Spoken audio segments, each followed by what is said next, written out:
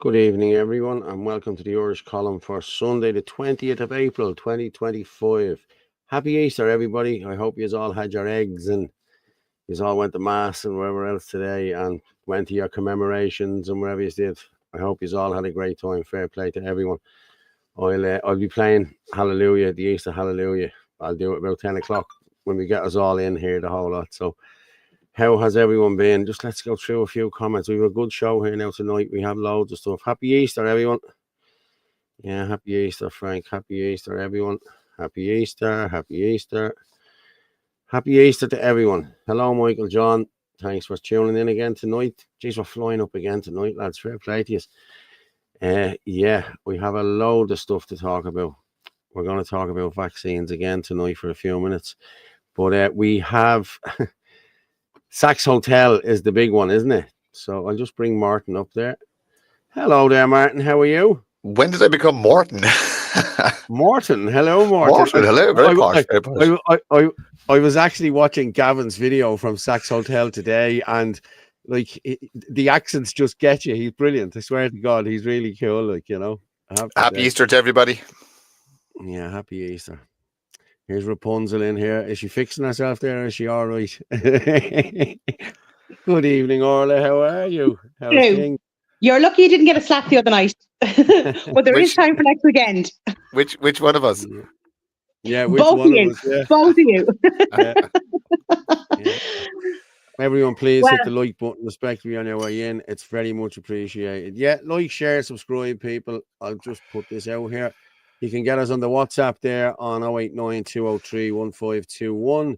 You can also get us live on at FitzyDub, at the El Casey, at Rugamorph27, and you get us on Facebook. Paul Fitzsimons on Facebook, Freedom Network on Facebook, and www.theirishchannel.com live. We're going out everywhere. This is brilliant. I love it. Fair play to everyone. So, how's your week been? How's all? Well, I know we only met on Friday and all that, but hey, listen, lots of shit has happened since then. You know, Jesus Christ, there's some hit pieces coming out on people, isn't there? It's gone really ridiculous. Like, just goes to show you we're over the target. That's the way I look at it. You know what I mean? What do you think? Is Martin after getting Bell's palsy there or something? Can you hear me? I can hear you, yeah. He was just there like... Oh, God. Happy Easter. Well, Paul, looking fresh. Thank you very much, Daniel. Happy Easter. Handsome Martin. That's obviously Michael John. Now, Michael, now, come on. Stop giving him such a big name. He doesn't need it. You need a bit of competition. Sarah Mary Louise. Hi. Hello. How are you? Hi, Sarah. How's things? Well, Frank. Well, what about Frank? Lads, again, yeah, we need a big promotion for the protest next weekend. I'll be playing the video in a while again. It's the same basic thing over and over again. But what I will say to people is you need to get out here. If you're having problems with housing, you're having problems with hospitals, you're having problem with schooling, you're having any problem you have that's the government's fault, you need to be getting out here with us on the 26th and marching with us. And please, I'm asking people that I live around here that talk to me all the time and tell me, let me know when this is happening, let me know this. Well, I'm letting you know, you know what I mean? This is it. This is where we have to be next Saturday, 26th of April. We all need to just show up there and we will put the world to right, as they say. Go on, Martin. I'm back. I know. It was like you had Bell's palsy. It was like you had Bell's palsy there. I'm a pure blood, completely unvaccinated. Yeah. So no, I won't be getting anything like that. Oh my! The trans lefties didn't have a good week. No, they didn't. the definition of a woman, and it took all the brilliant minds of the Supreme Court and the judicial system in England to finally find out what a woman was, when all you had to do was put your hand down your trousers. End of story. You know what I mean? I'm sorry. That's a lovely way of phrasing it, Paul. Well, hey, listen, you know yourself. It's how Crocodile Dundee did it, isn't it? Oh yeah. Exactly. Oh, yes. Yeah. If you find a bunch of grapes, run away, man. That's it. Off you go. That could be just really bad piles. No, it couldn't be. No. And what's the big thing sticking out the front of the piles? That's what I'd be worried about. The truth is coming out. Do you know what? There's a reason I'm on this show. It's to just like bring some sort of decorum to the thing. Oh Lord! It's a bank holiday weekend. It's allowed. Paul, and it affects everything. Yeah, mass immigration. Mass immigration does affect everything. We know that, and it pushes everything that's actually happening in the country. So that is the number one. You know, it really is. Will we move on to? We're up to 300 there already, people. Fair play. Thank you very much. Keep sharing it out there. Like, share, subscribe. I'm going to share it out to Ferg now in a minute. Once Ferg shares it out, I'm laughing. Boom, the sky is the rocker. Yeah. No, fair play. He's a good guy, Ferg is, I have to say. Jesus, the clip from the other night is getting hockeyed out. It's great. Did you see the clip from the other night that you put up? Yeah, it's brilliant, yeah. As an Irish gay man, I supported that truthful verdict. What truthful fucking verdict? Stuff, Michael. Oh, yeah, there we go. As a woman with a penis myself, I'm very offended. I have your video there. I'm going to play it in a while, Michael. Yeah. Brilliant. Oh, my God. You're okay. You're still safe in Ireland because we're still fucking, 5 years behind the curve in relation to all these things. Doing great work, guys. I'll tell you what, David Cullinan in Sinn Féin, that was priceless. It just shows you how Sinn Féin work. My God, did he actually play it? Yeah, did he get slapped down? Yeah, which pathetic weakness. This is what Michael calls it. I tell you, and listen, he has done it. Nobody does it better. I have to say, I just love the way he does this. Trans and Intersex Pride Dublin has said it'll ban Sinn Féin from participating in its Pride March this summer unless it clarifies its position on yesterday's UK Supreme Court ruling on the definition of a woman. It comes after this ex-post from one of their TDs, Cullinan. The Scottish Supreme Court ruling on the legal meaning of a woman is a common-sense judgment. The ruling found that for the purposes of equality legislation, a woman means a biological woman, and sex refers to biological sex.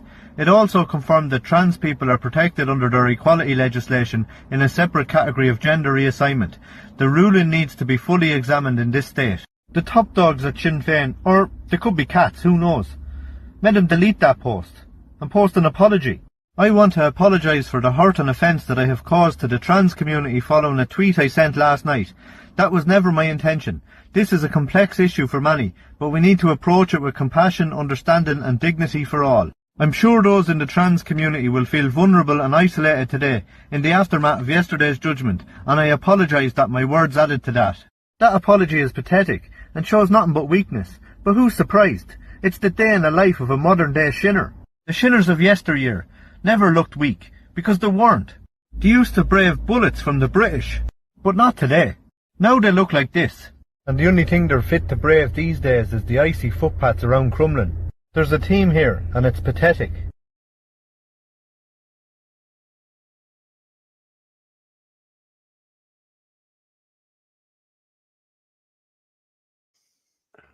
I always leave that up to give him a bit of... Absolutely. Great stuff as always. But hey, brilliant stuff. Shows you the whip system is still in effect in Sinn Féin, and it works. Yeah. Oh, yeah. Did you independent thought not allowed. But look, we know what Sinn Féin are like. They just blow whatever way the wind is going, and that's it. You know what I mean? Yeah, but this is the same man who couldn't tell you what a woman was last year outside the Dáil. You know, and I don't know whether it was Mick that caught him. It was somebody caught him anyway and said, well, what is a woman? What a woman can be. Go away, man. A woman is a woman. Get a grip. Just say it. You know, your job can't... listen, the $100,000 a year, they'll say bleeding anything. You know what I mean? Let's be honest. Yeah. You know, any more comments there? 0. What's this? You need to fix your volume. Some of you are low, some of you are loud. I think it's just me who's loud, is it? I'm always loud, no matter. And you're probably saying that the other night, like, you know what I mean? How loud I can really be with a few points on me. You both sound fine to me on my end. I'm just at the normal level. No, you're always loud, Orla. Yeah. Martin. You know what? I'm going to be honest, Martin. I've noticed this. 6 days. 6. I'm protected tonight. Oh yeah. Not in 7 days' time, you won't when I see you. Do you know what I know? Is anybody going tomorrow? Tomorrow to what? Oh, the GPO. Tomorrow, yeah. No. Yeah, I'm going to head up. Yeah. Right. Well, then I'll head in. It's for 1 o'clock, isn't it? I think it's 1. Yeah. And what's that? The reading of the proclamation or something? Is it like that? It's the proper one. The Free Staters do Sunday, and everybody else does Monday. Is my understanding. Okay, well I'll head in then. Yeah. So there's one for 26 County Ireland, and then there's a proper one for 32 County Ireland. That's my understanding now, and I could be wrong, but yeah. Anybody in the chat there could actually clarify that if they have any information. But that well, is I think is it Alan Fagan? I think it's Alan Fagan who's organised this. I think. No, there's way more players. There'll be a lot of organisations there. It's about just going up representing your colours, so to speak. Yeah. Someone is saying no. It's Orla's mic. No, it's Orla's mic. I have to turn my volume down and can't hear Paul very well then. I told you it was Orla. I'll move mine up here then, if that's any better for you. Who we got there? Orla, will you give a shout out when she sees me, Martin Lall. That's for you, Orla. Orla, will you give a clout? No, is it a clout? No, that's a clout. You're to give me a wallop, yeah. Orla always gives me a clip around the ear when she sees me. It keeps me in line. Orla will give you a clout when she sees you, Martin. Yeah. Okay, yeah. No, the problem is, Martin, you're getting to like it too much, and that's the issue. It's not supposed to be. Siobhan Early just said, I think it's bloody hilarious. I live about 7 miles from our imaginary border, but I have now men and women in the north. We have to get the 74 gender crap sorted. Well, that's your one, isn't it? Well, what was her name? The one that's in isn't she in Europe now? Is it Regina Doherty? Oh yes. In fairness, now she only had 11 genders. I think I think she was 74. I think she was the highest. You know, I really do. No, it was Sharon Keown that read out the 70 odd, but I think Regina started with 11. Now it grew exponentially, like within a couple of weeks. Obviously, there was way more. Of course, it did. But I think she was on some Scottish program, and it was she said 11. Mark, you just put in the thing there to check the WhatsApp. I've checked the WhatsApp there. Are you? Yeah. Okay. Hold on. Is it an Instagram thing you sent me? Let me just see. From Tarquin. Whoever fucking Tarquin is. Okay.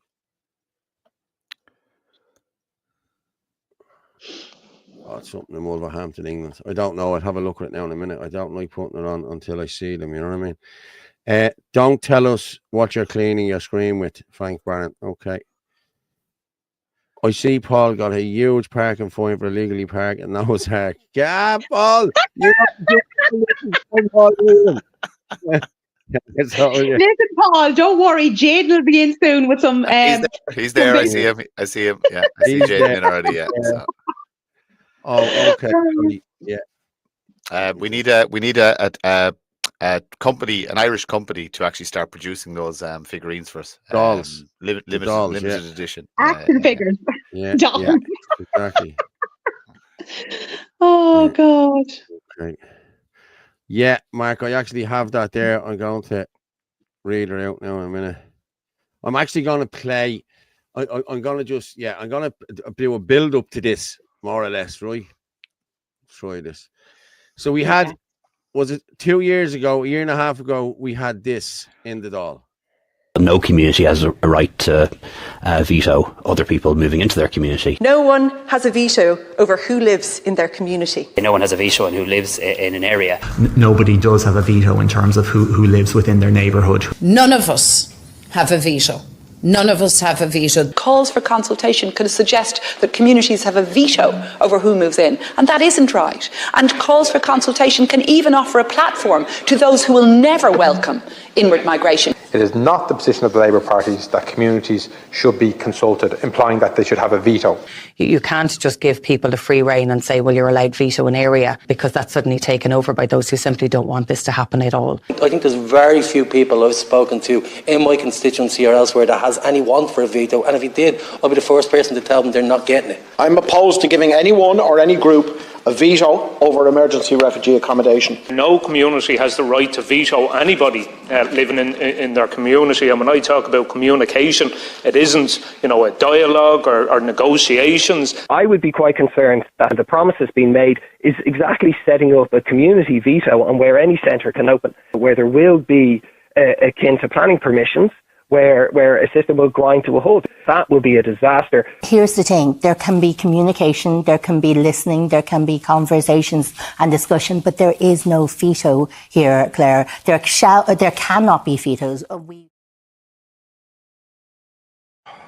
Now, there cannot be vetoes. We've seen that, you all seen that. And have you seen the video? There's a couple of videos here, lads. That's the veto. And then we have Nick Delahanty. 2 minutes. He comes out last week with this. Finally happening. One of Dublin's most iconic landmarks, the Saks Hotel in Donnybrook, is about to be turned into an iPass centre, but nobody is reporting on it. 2 weeks ago, a Kerry-based company called MCHT Limited submitted the application to Dublin City Council. This company already makes €7 million a year running other iPass centres across the country. Anything that happens at the Saks Hotel has always made the headlines. Here's an Irish Times article valuing the site at $12.5 million. Last year, when Elton John bought the dance floor of the place, it made the front page of almost every newspaper. When the hotel closed down for litigation reasons, every newspaper was reporting on it. Here's an article from the Sunday Business Post. What about when the former owner of the hotel died in 2021? Again, this made headline news. So why now, a full 2 weeks after this bombshell application was made to Dublin City Council, has no media outlet reported on the story, except one? Gript Media was straight out of the blocks to let the public know what was happening at the Saks Hotel and every other site across the country. The work these guys are doing cannot be overstated, but what makes them different? Earlier this year, something strange happened. The government's media state body, Commission Naman, launched a new local democracy reporting fund. This gave €6 million of your taxpayer money to every media outlet in the country. All of them took it, bar one, and that was Gript, who decided to take a high moral ground here and remain independent, free from government state funding. Someone who runs a small business, to turn that kind of free money down from the state, is huge. It gains major respect. But back to the Saks Hotel. If you live in this area or are concerned about what's going on, make sure to contact your local TD, your local councillors, and let them know your frustration and concerns. It's the only way. And if you want to give me a DM or message, my inbox is always open. Now, his inbox is always open. Now, this is what was ran with, I think this was only Wednesday or Thursday, I think he went with that. I think we missed that for the show on Thursday night, I think, Orla. That's where I didn't play it because it wasn't out. I think it only came out on Thursday or Friday or whatever. So, yeah. Now, that was that. And if you need to contact me, DM me. Okay, and then I have my good friend Gavin. I'm going to play Gavin now. Gavin tells you exactly what happened. And Gavin's coming with a little accent. Folks, Councillor Gavin Pepper here, and first off I want to say a big happy Easter to everybody. But I'm here at the Hampton Hotel, which is Sach Hotel. I done a video here last year in relation to this.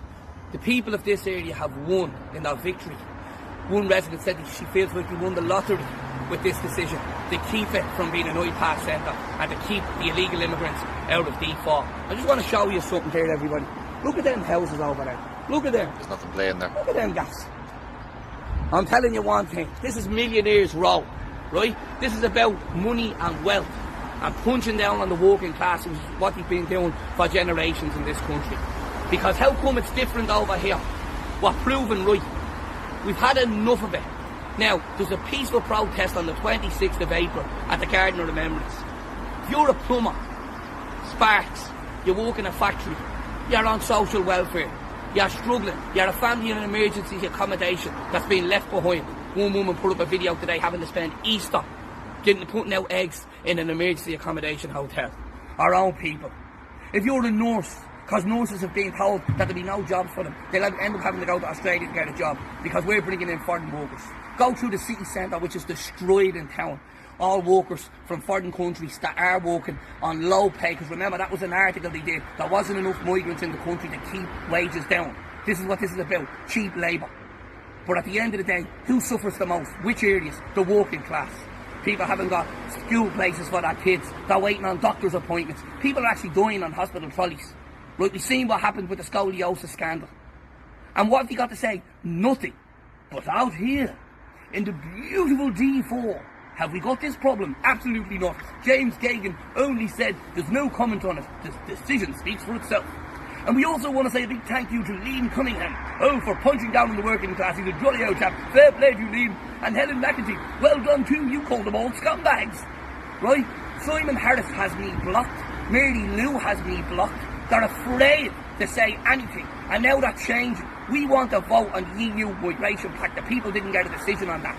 It was pushed through on us. Because that's what it is. So I'm telling you, Banty McInerney, Mel Sutcliffe, all of yous, Dave Mooney, you can run, but you can't hide. Yous will be held accountable for this at the end. Yous really will. Yous aren't getting away with this. Because it's our people that are suffering the most. Over 15,500 people in emergency accommodation, punching down on them. Goes to show what money can buy you. Because the pit is mightier than the sword.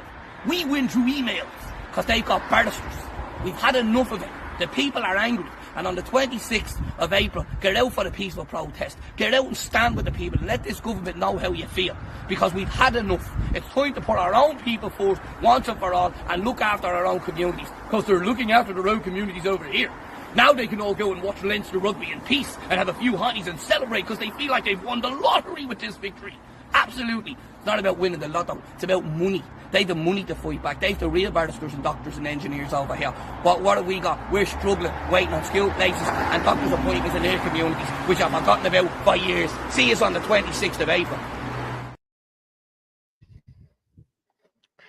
Yeah. Brilliant.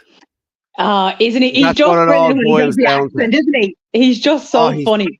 Listen, he's brilliant. And it's straight to the point. Really, but that's it, exactly. Like, you know, there's like, would say any of us that complain about anything, doesn't matter, we're not listened to. But when the rich start complaining, it's a whole different story. Yeah, hang on, I'm just gonna see, can I get this custom? Okay, we're all, okay, there we are. Yeah. This is what was in the Independent today, the Irish Independent. It's like I've won the lottery. My house would be of no value. Residents relief as landmark Dublin 4 hotel won't house asylum seekers. The Department of Integration said property is no longer under consideration. Why is that? Why is that? I'm going to have to air this thing again. Me and Gavin Dunn, I don't know whether any of you seen it or not, but we did a thing last year called Class Wars.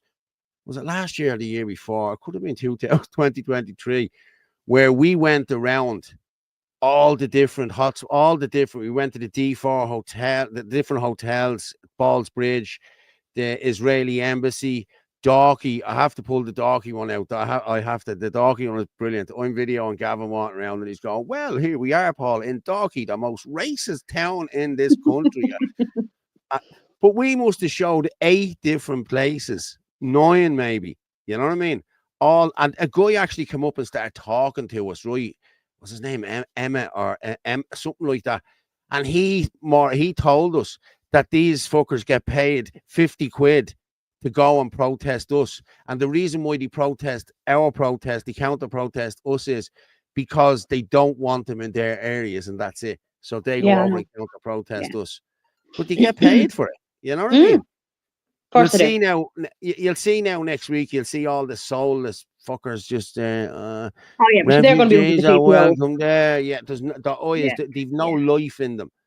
They're all just all the blue dye in their hair. It's crazy, man. It really is.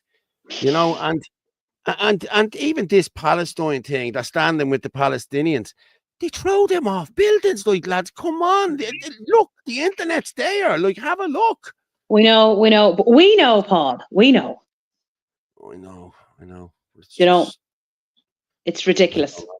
It is ridiculous. Like, but you'd love to know how many of them, you know, have opened up their houses to refugees coming in. You know, because normally when you say it to them, they're like, oh no, we don't have the room. Oh no, you know, we don't have any spare rooms. Do you know? Do you not? What a coincidence. What's wrong? I've just got the first picture tonight. Oh, Jade, is it? Yeah. Okay. Oh, stop. Share screen. Where are we?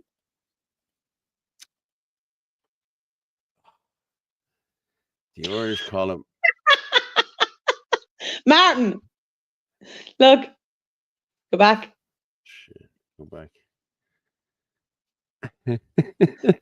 I have to say, you look good, Martin. You look good. Yeah, but I was just going to say, why am I always the one with weapons in my hand? Should it not be you? Yeah. Well, no. You have a bit of an angry face there on you, like, you know, like the warrior. I have a naturally angry face. My resting bitch face is awesome. Yeah. And Anthony with the gloves on him. Yeah. See, the gloves are off with me. Ha! Boom, boom. I don't need the That's actually really good, Jaden. Brilliant. I saw that one earlier on today now. Yeah. I was going to say, my poor cat looks worried. Yeah, it does, yeah.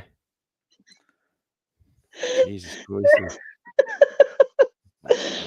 Oh, that's brilliant, Jaden. Fair play to you. Like, do you know what I mean? And Martin, the hair looks really good. Now we're in the picture. Yeah. Both. Yeah. Orla, you sent me on stuff earlier. I sent you a load of stuff, Paul. The climate change stuff. No, I have all that. I have all that pulled down. That vaccine. And then there's climate change stuff, and then there's stuff in relation to the shots and all that. Yeah, I have all that. That's all pulled down. That's ready to go in the vaccine segment. You know what I mean? I don't want to be jumping from vaccines to this, to that, to this. No. We'll do a separate segment. Yeah. I'm just looking here. Denmark is the first country in the world to introduce a carbon tax on cows and agriculture. You sent me this, so I'll just put this. Have a look at this. Boom, boom. Denmark is the first country in the world to introduce a carbon tax on cows and agriculture. Farmers will have to pay 225 quid per cow annually by 2035. They are targeting farmers in the same as in the name of climate change. It's climate communism. That's crazy. Yep. And then here we are. China continues to build new coal-fired power plants despite its climate goals and pledges to phase down coal consumption. Like, there's a new coal plant built in China every day. Every day. You know, so... I know. But we're going... Paul, we're going to blame the cows. It's their fault. Well, that's it. In 2024, construction began on a 94.5 gigawatt of new coal power plants, the highest in a decade. While the government has stated it will strictly control coal power projects, the industry continues to push for new coal-fired capacity, particularly in regions where it's needed to meet peak demand or stabilize the grid. Like, that is crazy, man. That is crazy. It's the cow's fault for it all. And it's nothing to do with the elite, you know, flying around in their private jets. That would have absolutely nothing to do. I mean, every time they want, we'll say, you know, an iced coffee, whatever, they probably pop into the jet and head over to Costa. Yeah, but that again, there's nothing to do with anything. It's all to do with the cows. Oh, yes, look at this as well. Again, it's all the cows. I'd say there's probably a cow there in the background somewhere. We just can't see with all the tires. That's a cow's fart on Guinness or something, that is. Look at how black it is. Look, that definitely is, yeah. Come on. Like. Yeah. I'm going to play this. Okay, this is a couple of seconds long, but this is Africa, I think, isn't it? Or is it I don't know. It didn't say where it was now. Like, I've seen this before. There's billions and billions and billions of tires there. You know, billions. Like they're just brought from everywhere and then they're burned. Now, yeah, I think it's I think it's Saudi Arabia. I think it's somewhere in the Middle East anyway. It is myself. Yeah, it is definitely. I've seen it. But like, come on, I'm gonna play it and we come back.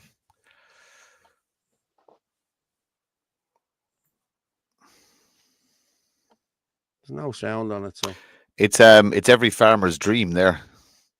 Yeah, because you can't get the tires from the tire shops anymore, because they all have to be recycled. So there's companies going around collecting the tires from the fitters.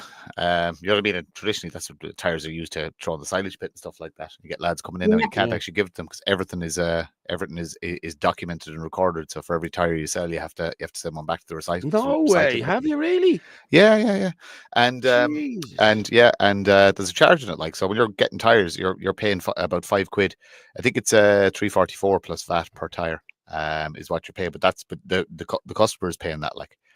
So, you know, if you're ever wondering why your tires are, you know, 5 or more expensive than they were the week before, it's because of the recycling charge. A 5 or more. I got 4 last year on mine, and they were £100 each for the Jeep. Yeah, you're due new ones again. So excellent. I know a guy. I'm not. You are. unless you put fucking high end tires on your fucking wheels. If you haven't for a year, you need to get the front ones changed anyway. But there's nothing. I'll check if I'll check if you tomorrow. No, they're all right. No, they're grand. I wouldn't do that much driving, Martin. You know what I mean? It's like, seriously, over the miles and back or around the estate. You know what I mean? That'd be it, to the school and back. I wouldn't be doing much driving at all on that. Like, you know what I mean? I'm not buying 2 fucking tours of you anyway. You can fuck off. Like. Yeah, that's a good comment in there. See, Hillbilly put that one in because I know they're doing it in Africa. They're making roads out of the tires. I think it's Chinese companies that are doing it. I've seen that. Yeah, I've seen that. Yeah. But you never do that. You can never do something like that in Ireland. Yeah, but you can never do that in Ireland. You could never do it in Ireland because they'd find a way to fuck it up and make it a million times worse. Yeah, exactly. Yeah. Mm-hmm. But you can use tires for different things. Like, you know, tires can be used in the likes of playgrounds and all these, you know, just different bits and pieces like that, you know, rather than they can send them off somewhere to be burnt. No, they're recycled in Ireland. They're the recycling. They're recycling. That's what they do. They send all our shit to them to burn. You know what I mean? That's what they do. As far away from us, we can't see it anymore. You know what I mean? So it's not happening. Yeah, that's a fake video. Like, that's a bullshit video. I'm sure somebody spotted the cow. Would that be misinformation or disinformation? Can anybody actually explain what is the difference between misinformation and disinformation? Disinformation is put out on purpose, isn't it? What? Is it? I think so. Yeah, I think disinformation is out there, is purposely put out there. Okay. But there's always been disinformation. Like saying, no, actually, sorry, I stand corrected. The misinformation is saying that Paul's 164, where disinformation would be saying he's 170. Shadow play. What Paul? Why is Trinity College hooking up wires to a tree like RoboCop? They need defunded. I don't know. I didn't know anything about that. So if anyone else knows about it. I saw a video about something, camera or things that a camera or something like that on a tree. I never watched it. I knew it was from a Lefty account, so I just kind of I scrolled right past it. But I did see something about it. Let's see if I can find it. Did I hear Flame Chef? Did I hear Connor will back us with cash? Maybe. I don't know. The more Africans, Arabs, Indians, Bangladeshis they pack into small Ireland. So have all our rivers polluted like the Ganges. Yeah. Jeez, that's disgraceful. I'd love to get a motorbike, but not here in the UK. Okay. Recycling is a scam. It is a scam. Of course it's a scam. And people are making billions off it. So why wouldn't they keep pushing it? You know what I mean? Keep sharing this out, people. Yeah, Hillbilly. 70% of all science is unproven. Well, science evolves, doesn't it? Science evolves. Like, you know what I mean? Something that they didn't know 25 years ago, they know now to be different than what, you know, like, it evolves. You know what I mean? Science doesn't stop when you. Well, it did with COVID, obviously. You know what I mean? Oh, we had to trust that though, Paul. Remember, trust the science. And see, that's my problem, Orla. I trusted bleeding nothing. Paul let us in on the secret to immortality. Now you think there's the truth. there's a Dorian Gray picture in his attic. Talking trees. It's a uni dude dressing AI to talk to trees, and the tree answers back. Okay, I didn't. Yeah, I must watch it. I must have a look at that now. Yeah, climate. Everyone's gone on about the climate. Yeah, but like again, like they're going to do the same with our cows now as well. Obviously, this is a trial, isn't it? Obviously, you know what I mean. So it's going to be rolled out to everyone. Yeah, they're looking to get rid of 200,000 of our cattle, and they want to bring in cattle from Argentina with like no animal welfare. Argentina, Brazil, no animal welfare. I mean, God knows what those cattle, you know, how they've been reared, you know, what they've been injected to it. Nobody knows. But yet they have to be transported from Argentina over to Ireland. Is that not contributing to climate change? No. But if you, like last year, I done a thing on this as well about this. They stopped us doing the pea briquettes and everything else, and they're bringing them in from Germany and Brazil and wood chippings and everything from Brazil into. Like, come on, lads! I miss briquettes.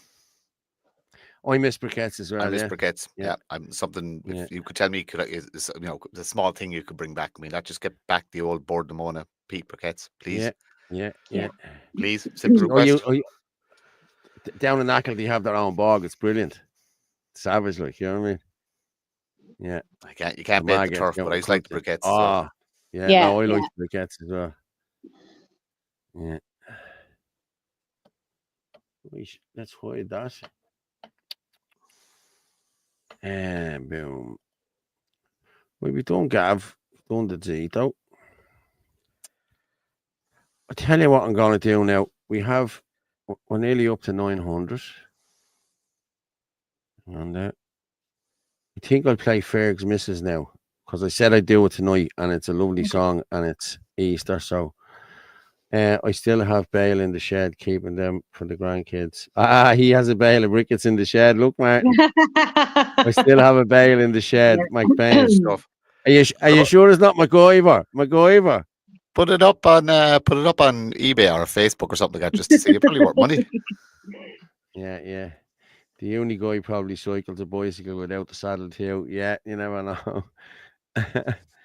Okay, I'm actually going to bring this lady in here now to sing. It's Ferg's wife Laurie, and it's Hallelujah. It's the Easter version, so she's a powerful singer. So I will go with that. No crying now, lads. Okay. Yeah, Mark.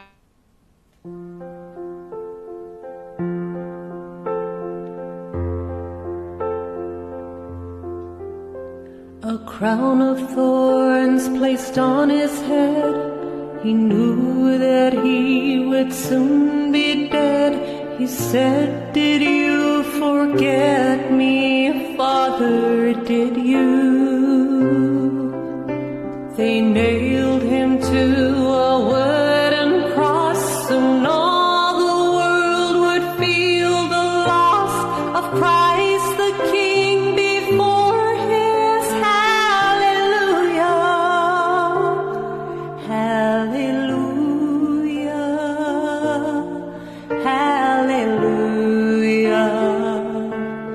hallelujah, hallelujah.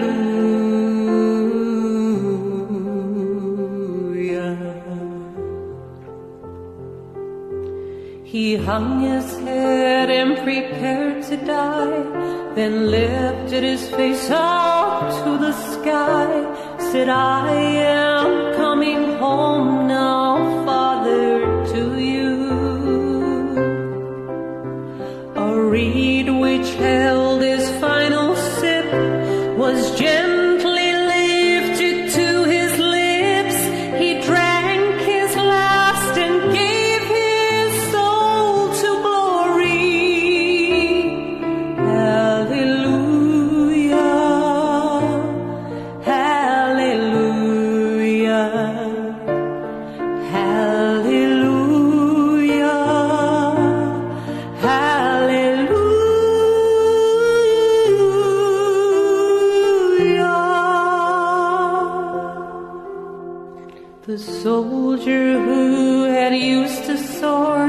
to pierce the body of our Lord, said truly this was Jesus Christ our Savior.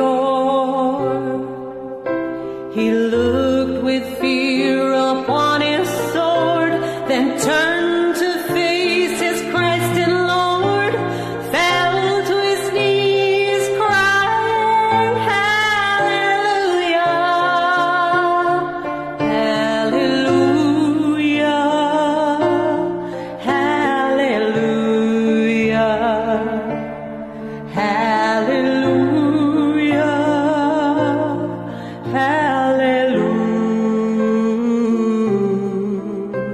Hallelujah, took from his head the thorny crown and wrapped him in a linen gown, then laid him down to rest inside the tomb. The holes in his hands, his feet and side, now in our hearts we know he died to save us from ourselves. Oh, hallelujah, hallelujah, hallelujah, hallelujah,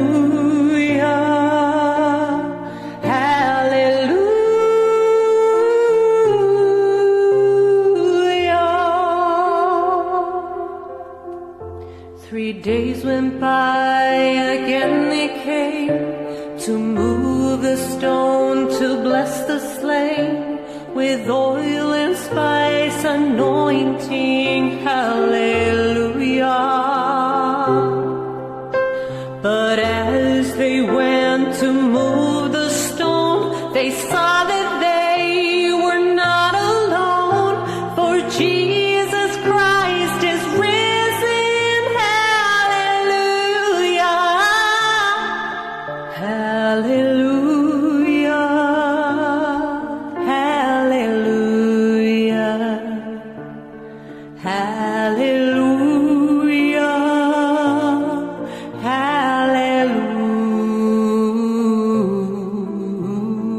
hallelujah.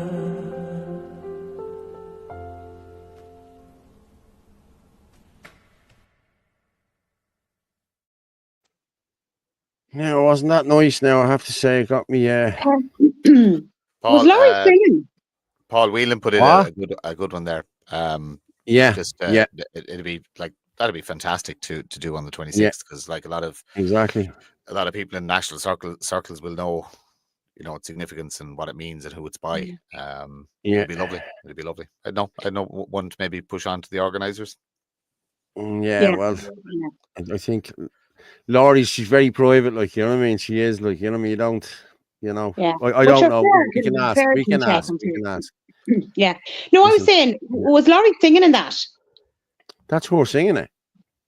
No, because whatever was played there for me now, all I could hear was the music. There was no singing. There was just music. Yeah, there's a few glitches tonight. I couldn't see. I had to watch Gavin Pepper's video on my phone. It didn't come up for me. Oh, okay. Yeah. No, I don't know. Maybe it's just me now, but it was only music. There was no singing on it. Did anyone else? Did you hear the singing there, guys? Well, No, I everyone was saying saw some beautiful and- comments saying about a beautiful voice, so I don't know. Yeah. She has The a beautiful Gremlins voice, are back. trust me. Yeah, isn't that mad? That's crazy, like. Yeah, I heard the singing fully. Yeah, so did I. Well, obviously I did. I'm And you heard the it, man Martin, in the did you? studio. Yeah, no, I heard it, but I couldn't see Gavin's video. I had to watch that on my phone. Yeah.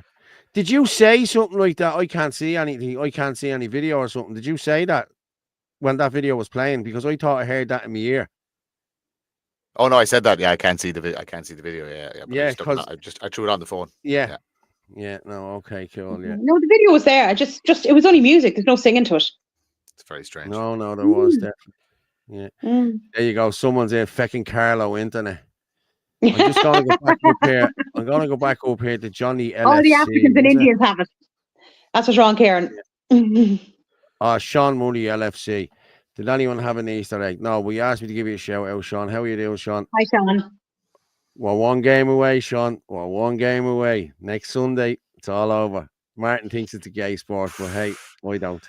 Just there's better things to do with your time than spend 90 minutes watching.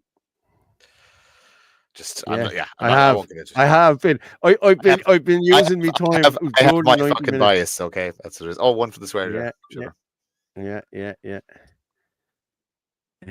Mark Fitzpatrick. From the 1916 proclamation, we declare the right of the people of Ireland to the ownership of Ireland. Yes.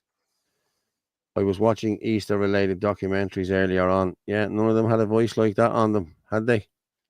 I heard this thing fully. Yeah, that's all. Yeah. I'm just reading a great line there from Mick O'Keefe. About gathering in 6 days. We are peaceful, not harmless. I like that. Yeah. Let me see. I didn't pull anything down from Mick this week, to be honest with you. Usually I would, but Orla never sent it to me. She's a Japanese researcher. No, there's nothing really happening up there. Oh, the Palestinian fella again when he's bleeding. Oh, that's annoying me. I'm not even going to talk about it. What's that? Which one? Yeah, the Palestinian fella who's looking for sympathy off the council to bleed and get a house because his baby. Oh God, we played that the other day. Yeah, no. No, he's probably got a BMW around the back. Was that you singing, Paul? I was singing earlier on when we scored. Yeah, probably was me. You heard. I'm sitting here watching it, giving it socks. Yeah. Martin, probably a Man United fan. He's not. He actually doesn't like football. Martin's a rugby man. Despise soccer with a passion. Yeah. Soccer ball, as I call it now. Soccer ball. Play soccer ball. Yeah. But I've always been. I'm a fan of Liverpool since I was 7. 49 years, you know what I mean? And I'll be honest with you, I was one of the guys who used to sit and do fuck all and watch the football and drink his beer and do all of that shit. Do you know what? When the players used to, when there was niggle in the game, like go back to Italia 90, right? Or 88, right? And he could kick someone. Well, there was proper niggle in the game, you know what I mean? There was none of this, you know what I mean? Lads used to fucking two heads clash to get on and play. You know what I mean? Look at that. It's the same as everything. Once stupid money got involved and millionaires, billionaires started buying the teams and stuff like that, and Sky Sports got involved, it changed. It's not big time. Yeah. What can I say? I like a proper man's sport, Yeah. Well, listen, I've said this all along. They're talking about these teams, they're not able to play day in, day out. I remember 12 lads in the 70s and the 80s played day in, day out, all the same time, all the same players. They only had probably 13 or 14 good players. You know what I mean? And they were the players that won 4 European Cups. You know what I mean? 18 leagues. You know what I mean? It's just now they have to rotate them now because I'm getting 300 grand a week and I need a rest. Get a bleeding grip, lads. You know what I mean? Come on. You know what I mean? But our government hate our history of the Easter Rising. Yeah, well, we'll be in there tomorrow. I have a few. I'll bring in a few of them things. I'll bring in my haversack. No knives in it tomorrow, but I don't need to cut anything tomorrow. Yeah. So if there's anything found in my bag tomorrow, you'll know it was planted in there, lads. Actually, you know what I mean? I saw a great thing in Temu that maybe I shouldn't be advertising, but it's a selfie stick. But it's got, brass. But it's a selfie stick. it's got a pole that you screw. Yeah, so I don't know. If it's got a pole on it, a pole and you put a camera on it, then it's a selfie stick. Exactly. But the one I had, I gave it to Gavin. I bought a new one. Herman has one as well. It's like a big blade dildo, right? About that length, right? But this thing, you got to smack at this thing. Wow, I tell you, and it's a tripod. You just pop it out and it's a tripod, but it's a good weapon. I'm telling you now, good weapon. But I'm biting my lip, tongue, and everything. I have so many jokes, but just not today. No. Well, now for people who are coming into the thing on Saturday 26th, I'll be helping a friend of mine. We'll have a lot of flags down the end of the Garden of Remembrance, down the end of O'Connell Street. Down there at the Ambassador probably will be. So anyone who knows us, just come over, meet us, and we'll organise a flag for you. So I think we have about 150 or 200 flags to be given out. So the big ones too, you know what I mean? So we need to flood this. We need to flood everywhere with flags, you know what I mean? We really do. So, yeah. Yeah, Paul will be easily recognised anyway. He'll be there with the Zimmer frame. Yeah. Kevin Moran played on with a broken foot and tooth knocked out. Now they cry over a cramp. Yeah, I fully agree with you, Johnny. I really do. That's what I'm saying. I said like Liverpool had the same 12 lads and like winning everything, and you always had the same sub come on, David Fairclough, super sub, and he always scored. They were the only ones that played, like, you know what I mean? And there was, you know, they were hard as nails. They were then, you know what I mean? It was brilliant. Then the Puffs came into the bleeding sports, yeah, and. I'm not saying puffs as in puffs, like, but no, you are. You're going to be in the paper tomorrow again, Paul. Yeah. Paul Fitzsimons hates gay soccer players. Debbie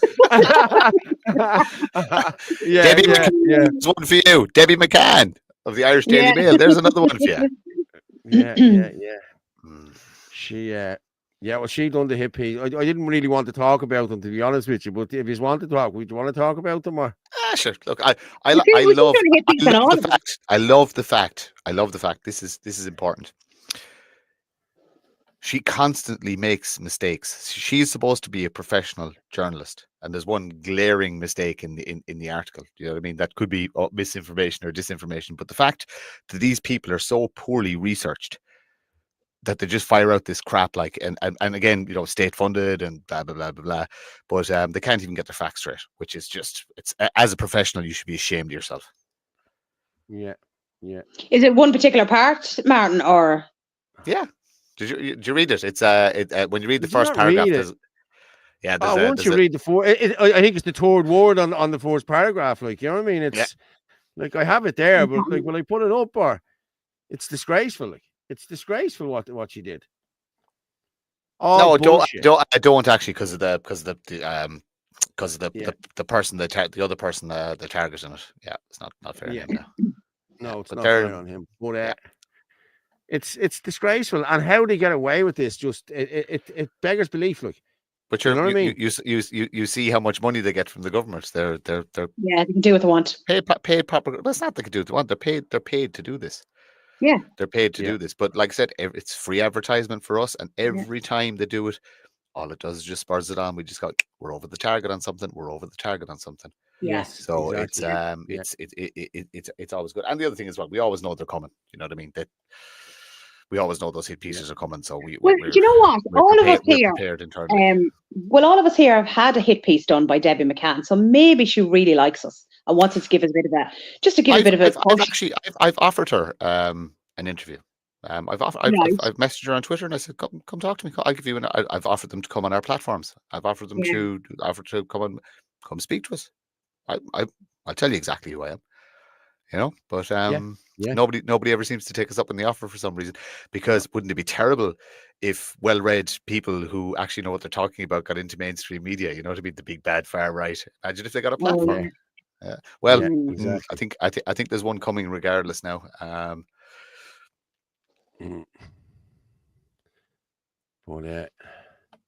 I'm just reading it there, and it's jeez. Like, I actually got it sent to me this morning in another group, and I posted it into the thing, and I thought, lads, this is blatant. This is ridiculous. Like, you know what I mean? Ridiculous. Just read down read the first paragraph, and then there's kind of a mini headline, and then kind of in between that, you'll see. Just look at Anthony Casey's status. What she says he is. Candidate and former. Yeah. Okay. Hang on. I need to make this. Yeah, for that bit. What he's the former what?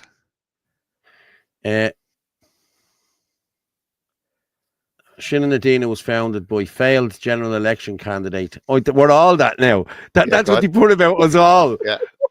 And former Ireland Irish president, former Ireland first president Anthony Casey. So when did Anthony get demoted from president of Ireland first? So this woman is so poorly researched. That memo. But she's so poorly researched. She actually doesn't know the difference between Derek Bly and Anthony Casey. So she's actually mixing up the two. But that's how poorly researched her piece is. Because all she wanted was the headline. Yeah. She didn't want anyone reading anything else down there. You know what I mean? That didn't matter. Once she got her headline, and it's a big, of course. Wow. That's what it's called. It's called clickbait. Debbie McCann, I'm accusing you of misinformation and disinformation, and I think I'm going to report you to Commissioner Mann. Is it Commissioner Mann? Is that what they're Commissioner Mann? And it's mostly disinformation. It's all it's there's a lot of disinformation in it, or is it misinformation? Is it purposely put out like that? You know, I don't think someone could be that stupid to do that. Now, no, you know? I'm leaning towards this. It's literally they're so poorly researched. You see, despite their best efforts, they can't. Number one, they can't get anything illegal on any of us because none of us are doing anything illegal. Number two, they can't get into any of our groups because we won't speak to them. Even though they've been offered to come and speak on our terms, we won't speak on their terms. So they actually can't get in. They can't get the information. So they fill a lot of the blanks. And look, there's one or two rats out there that are feeding them information from within the nationalist movement, but we won't name any names yet. So but look, they are what they are. They're sad. Somebody's after putting in there Debbie McCann. Yeah. Well, I like that. I like that. Yeah. Debbie McCann. It's good. Look, it's again, like someone said it in one of the groups today that, you know what I mean, it's fucking cost between 5 and 20 grand to get an advertisement in one of these papers. You know what I mean? We're getting it for free. So thanks, lads. Exactly. Yeah. Thanks, lads. Yeah, especially with that big headline there. But again, I don't think it's nice on the chap. It's disgusting. It's absolutely disgusting to do that to a human being, especially. Do you know that story actually? And again, it was in one of the groups. It should be sold as a story of redemption, as in we all have past and we all have this, that, and the other. But you can, you know what I mean. Once your debt paid to society, you can still live a very full life and do amazing. The man that really went after it does amazing work down in Limerick. Amazing work. He's a lovely gentleman.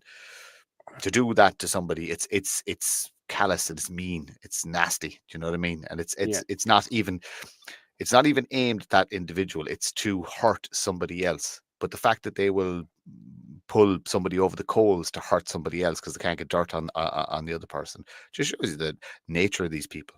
They're narcissistic and selfish and shallow and weak. They disgust me. I hate these people with a passion. I shouldn't say that on today, but I do. I hate these people. They're a poor form of human.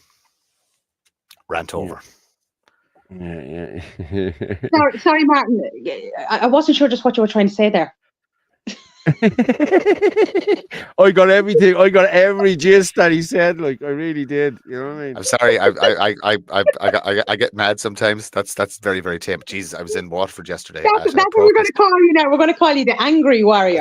I'll tell you a good one. There was a protest organised. Oh yes, you were going to Waterford. Yes, you said that. I went to Waterford yesterday. I met Eric down there and a few other people down there. And I wasn't going to do anything or say it. I was just literally just to be numbers in the crowd.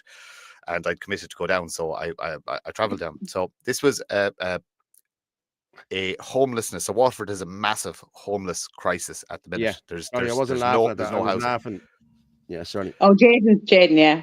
Yeah. So they were going to have a protest, just a homeless. It's just to highlight the housing issue. It's not to do with immigration, not to do with anything else. It was just to highlight the housing issue and how the council are not providing. And wasn't there a counter protest against them? Yeah, the lefties with Sinn Féin councillors and all the other woke brigade and all that. Actually, they didn't just counter protest. They got there early and took the position of where the guys were going to protest outside of the council offices.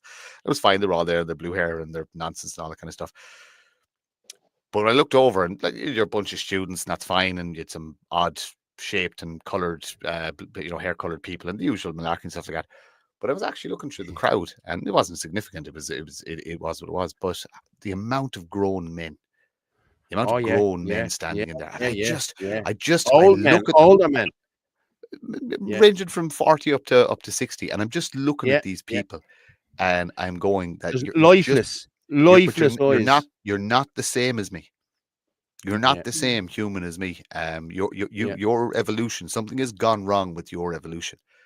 Your brain is not functioning the same as my brain. I have a completely rational brain, but there's something wrong with a grown man that was waving those pink flags. Oh, there was everything. There was Palestine flags. There was trans flags. There was pedophile flags. There was what had they?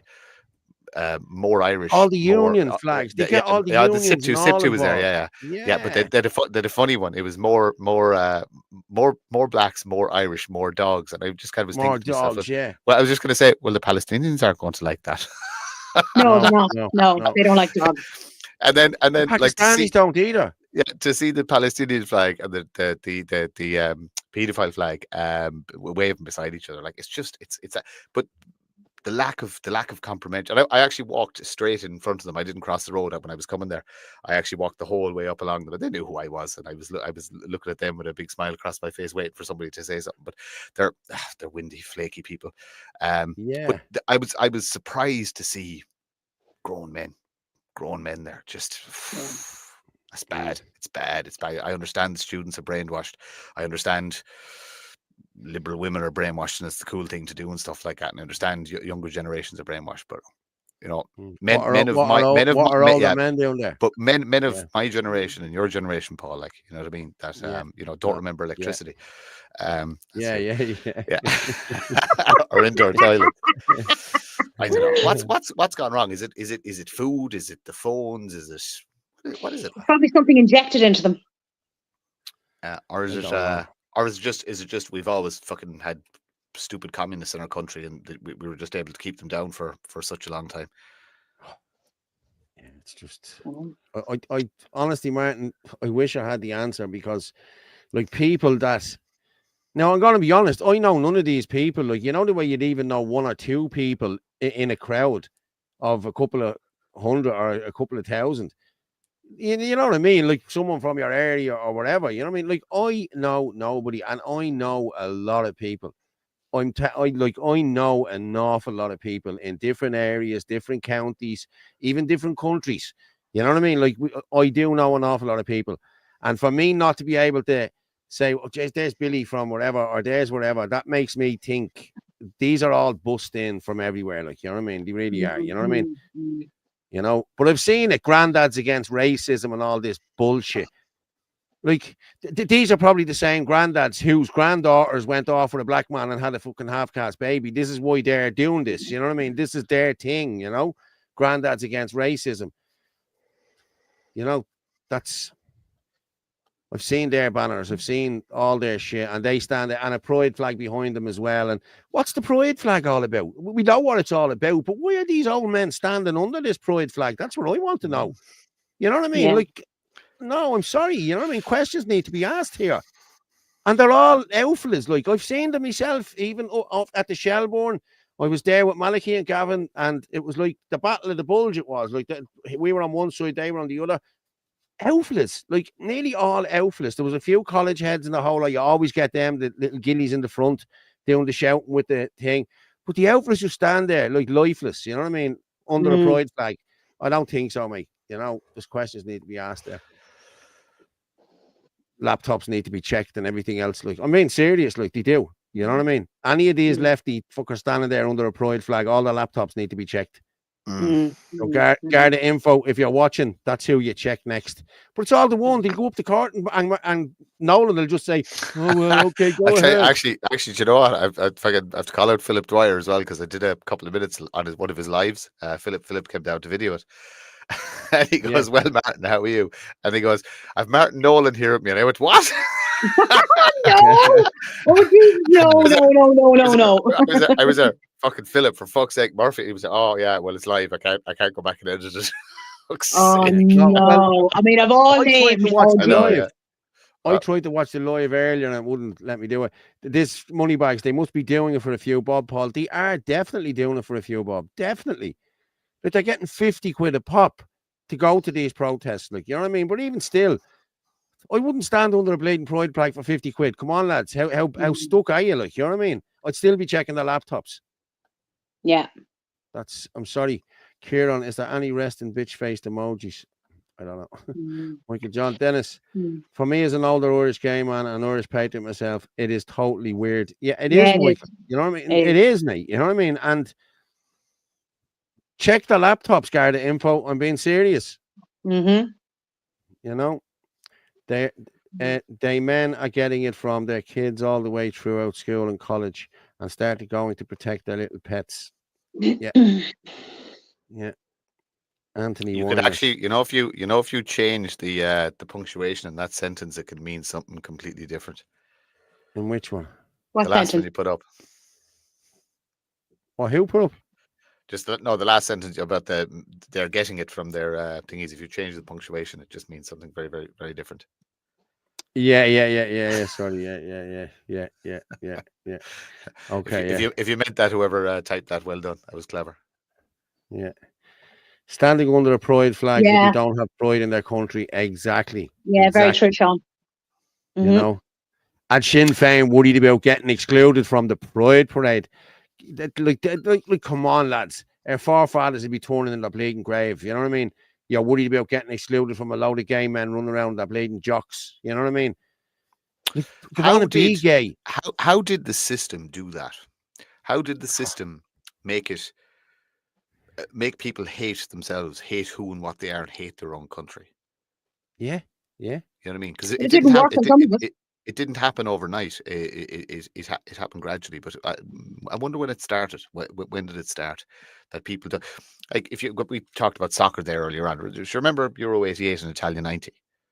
Yeah. Like the pride in the country was basically the coolest thing to be was Irish. Like, you know what I mean? It was absolutely brilliant. And every single country had a house had a flag out. Irish flag, yeah. Do you know what I mean? And like when did that stop? When did the pride and the is it linked to basically the population started to get diluted after 2000? We'll say in the last 25 years.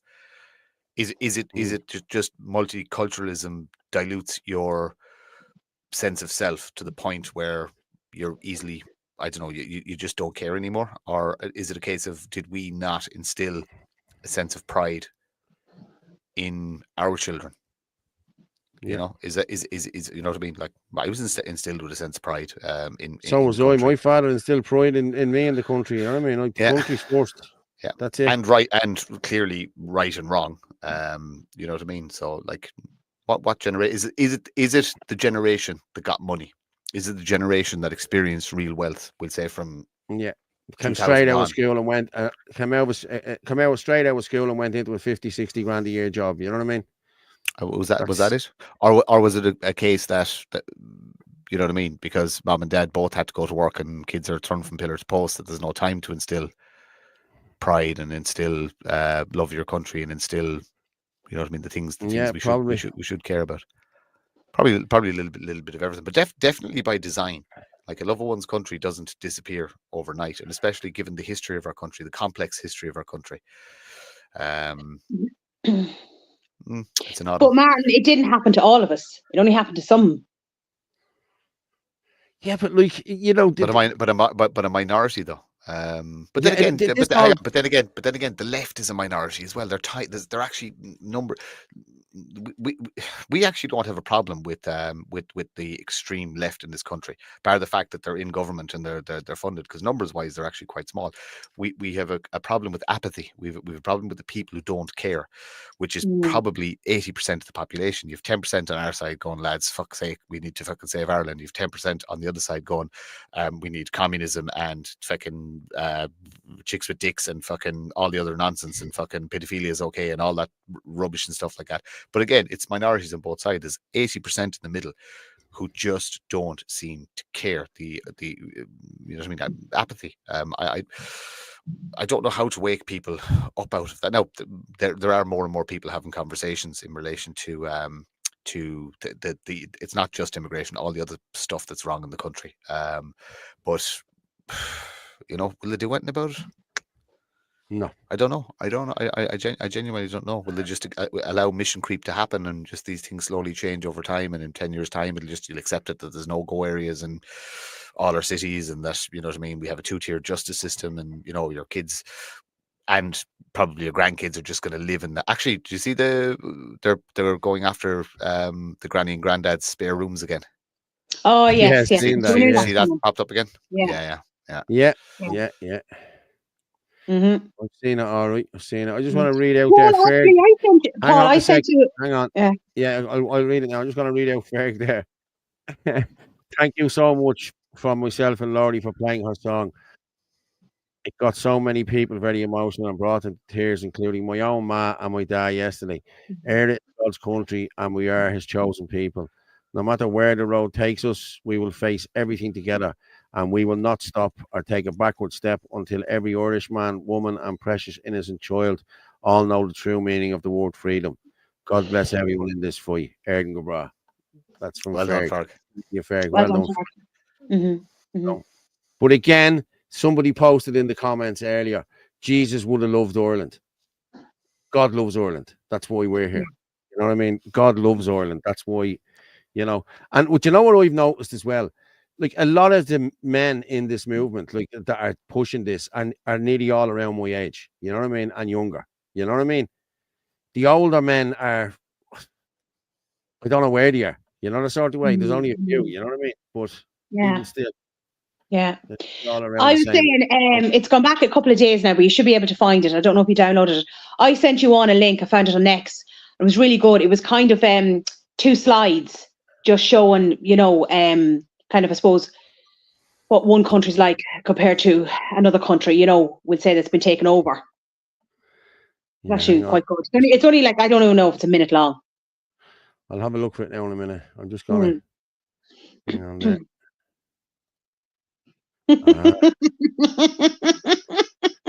If Blanche becomes libertarian, they should voluntarily make Paul king so he can start National Pork Day. I'm all over it, lads. I'm all over it. Yeah. And then we have another one. Hold on, I didn't see this one. Off me.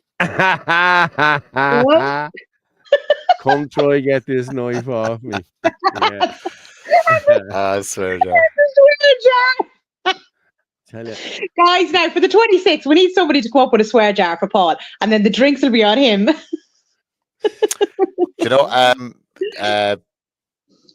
Jed, if you can get some of those pictures in fairly high quality to me, I'll actually get some of those made up on Curryboard and stuff like that we can have. Yeah. Seriously, yeah. You can imagine walking around there, lad. Jaden, I don't know if you're telling he did one up especially for Michael John. Did he? Yeah. A person who was a part of the Altback community. I walked away 5 years back. As a person who was a part of the Altback community, I walked away 5 years ago. This so-called new movement on pride shit nearly ruined my life. Thankfully, my work and friends know me. Yeah, well done, Tasha. I'm going to be honest with you. They have hijacked all of this shit. Fair play to you. They have hijacked it. You can't be gay, or you can't be you can't be gay, or you can't be lesbian or whatever anymore now. You know what I mean? I always said this. There used to be three. Lesbian, gay, and boy. The LGB. The boy is just a greedy fuck. That's it. I'm sorry. That's it. But that's the old saying. Yeah, that's an old saying. Yeah, exactly. That's it. Yeah. You know what I mean? Like, you're either one or the other. And if you want such a way with words, Paul. But it's true. and then the LGB, and then there was G, and then there was T. And like, the T was for transvestite. It wasn't for transgender. You know what I mean? T was for the cross dressers and all of that shit. Like, and then they start dragging everyone into it. And some of the gays, some of the lesbians and the gays went on board with this, but a lot of them didn't. Like, I know a few gay people. I wouldn't know very many. I'd probably know 3. But like, no, they're dead set against it. You know what I mean? Glenn. Glenn always speaks out about this. Look up rainbow capitalism. Just stick it into Grok or look it up on Wikipedia. It'll explain a lot. When they realized that this shit could be monetized back in the 80s. that's when it really started spiraling out of control, and then it got into the education system, and we are where we are now. But the tide is turning on it. I mean, look, just I don't know. Just I think that we need to remove certain things from society, and I'm not saying we need to go back in time. I'm just going to say, like, relationships are private. Like, it's just your relationship is private, and you shouldn't you shouldn't be waving a flag about where you like to stick your willy. And that's the reality. Exactly. I'm sorry, you shouldn't be waving a flag. It's a private exactly interaction, or whatever you want to call it, between consenting adults, depending whatever into. Nobody's judging or anything like that. But it's private. Keep it in your room. No one cares. Yeah, we've said this all along. Whatever you want to do it at home. Do it in the privacy of wherever you are. Well, you don't it's not need illegal. To be telling. Well, give a shite whether it's illegal. You're doing it privately. Let them do what they want. But, well, okay, once it's not with kids or whatever, I get what you're saying. That's what I'm talking about. Okay, but sorry. Consent and adults. That's what I mean. Consent and adults do what they want. Do what you want. Nobody cares. Don't tell anyone about it. Nobody gives a shit. If you like whatever. You know, I'm not going to go into shit like, but you know what I mean. Whatever you're into, you do that. I think you should go into graphic detail. No, my man dad's watching. No way. Oh God! Tell me if I start talking like that. No, but it's true. Like, I mean, when are we going to have? Like, we're starting to become the minority. So when are we going to have like a straight day? We have 365 straight days. What do you mean? We have 365. To be honest, I thought about that before, but I wouldn't. Why would you want it? It shouldn't. It's not something that should be. There's maybe a pride thing. We'll say 364 days of the year. So I mean, we're going to have like a straight day, because that seems to be like in the minority now. No, it's not. It's the 80% of people who are, you know, just filled with apathy and stuff like that. But no, look, I'm sorry, it shouldn't be. There should be a huge amount of family days. Martin. Yeah, there should be huge. Kiki and Jasmine there about these things. Radical feminism created this mess. This generation of men are total wimps. Men have been demasculated, and it's up to our I fully agree with you. I had to fix that. Had to be done. But like, I'm going to be honest. I know guys, like, there was guys I worked with, and guys like younger guys, like, you know what I mean. Probably, what am I? They'd be 10 years younger than me, say, or 15 years younger than me.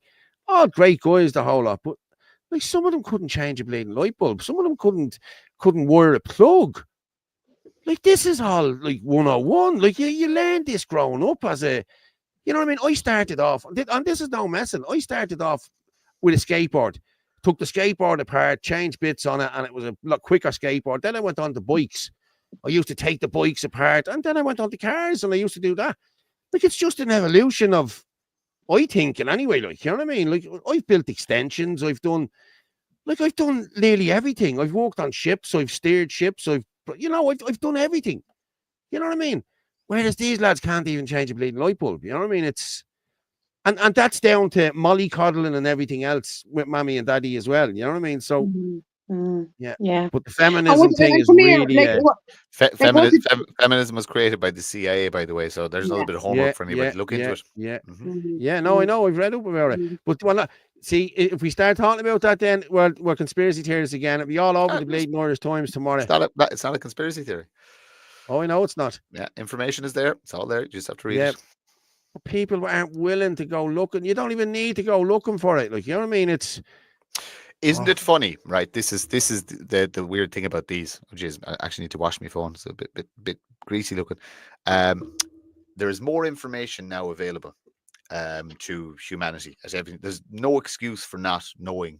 Exactly. No excuse. Because you have a thing in your pocket where you can find out absolutely everything. Okay. There's no, like, I use, just in my work, I come up against things that I might not be familiar with, or things that I just don't know how to do and stuff like that. But guess what? Google. I can find a YouTube video and literally, because every single job has been done and recorded, and you go, all right, okay, now that's where that is, and that's how it's different to this and this.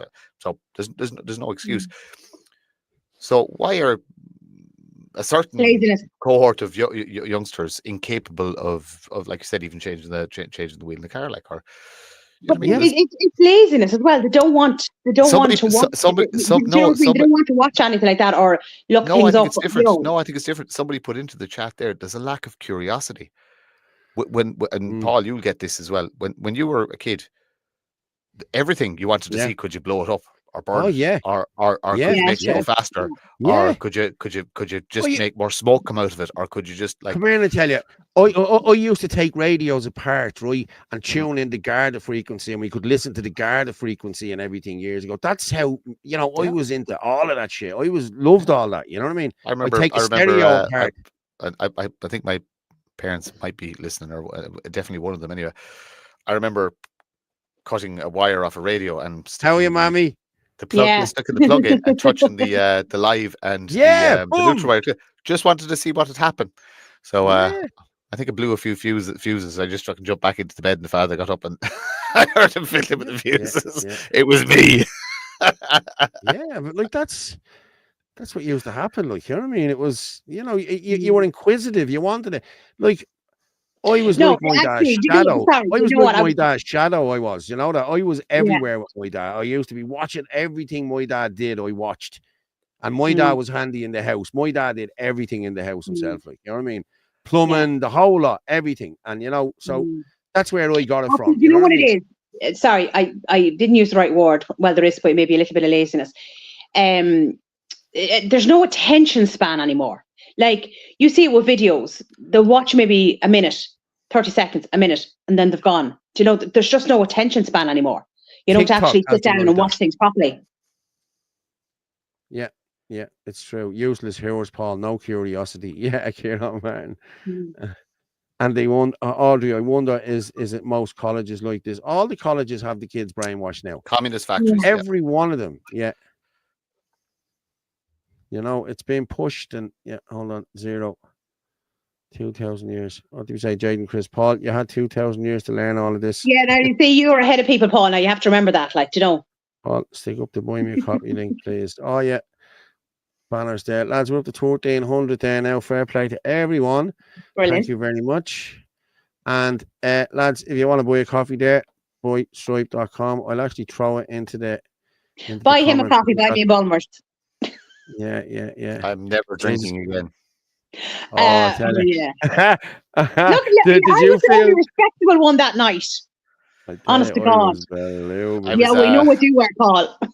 I was supposed to go into Shinadina Patrol as well on Saturday night, and so I left where we left, and I went to Waterford, did that, and I eventually got home, and I crashed on the couch, and I mean, I just crashed, and just I didn't wake up till stupid o'clock, like, so apologies to you know, if any of you are watching that I didn't make it in, but I just.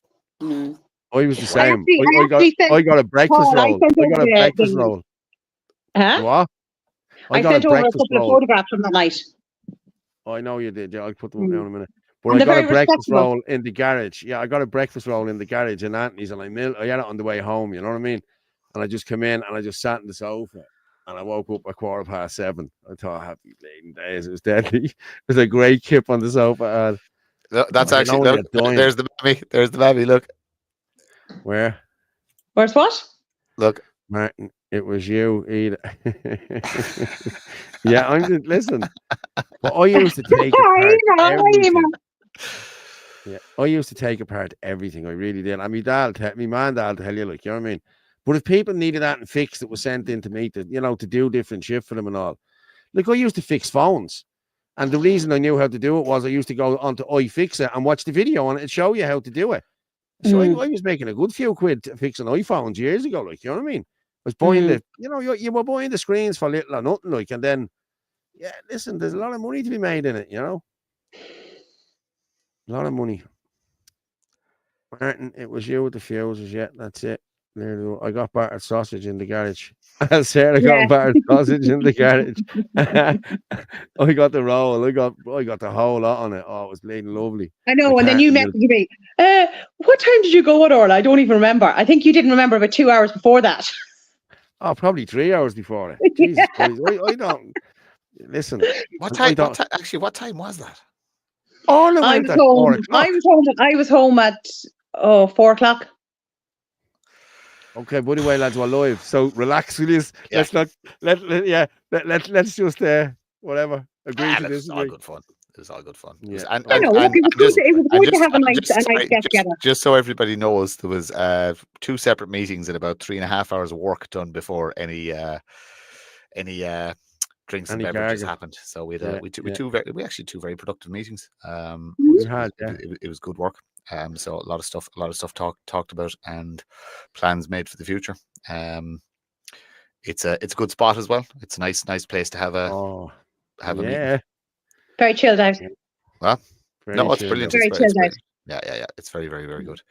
Do you know what I mean? And it was funny the panic the next morning with I'm a disaster for losing things and the fact. Oh, did you get your phone? Yeah, because Anthony was asking, did you see Martin's phone? And I was like, no. Yeah. I think so someone had it. I think they wanted to check the data on my phone or scan my phone or something like that. So it turned up.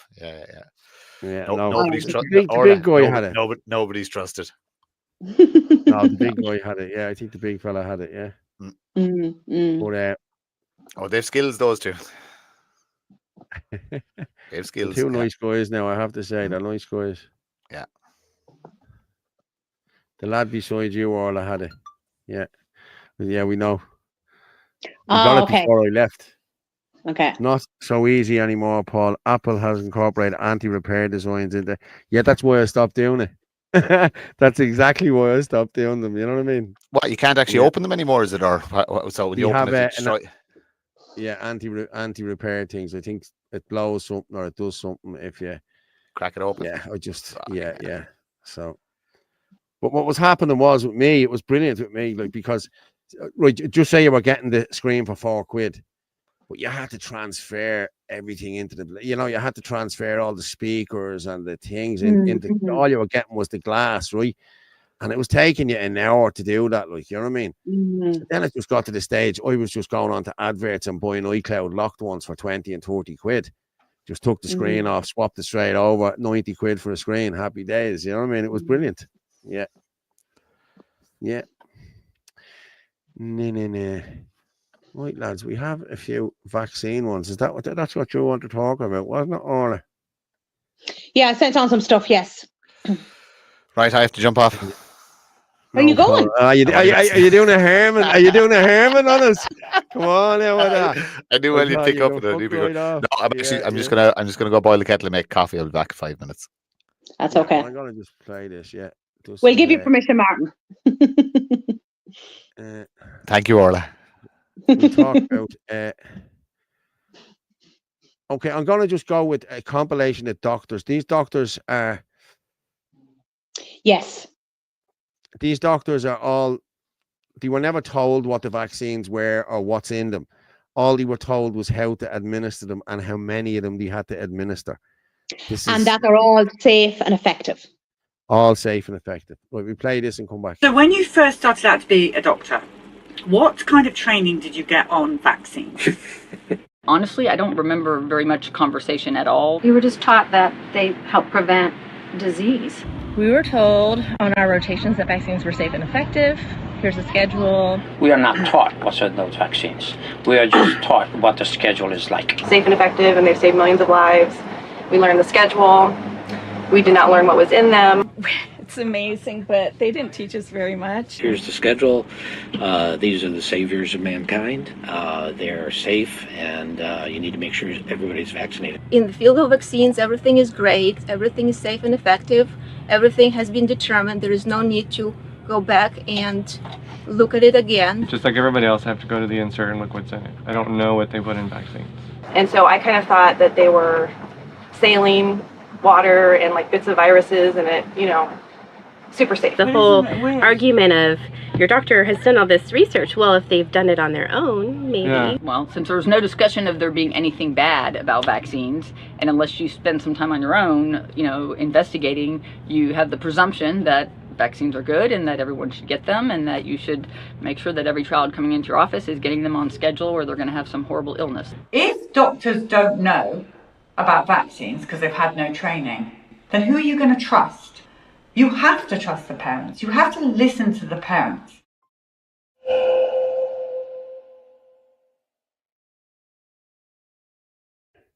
That's crazy, isn't it?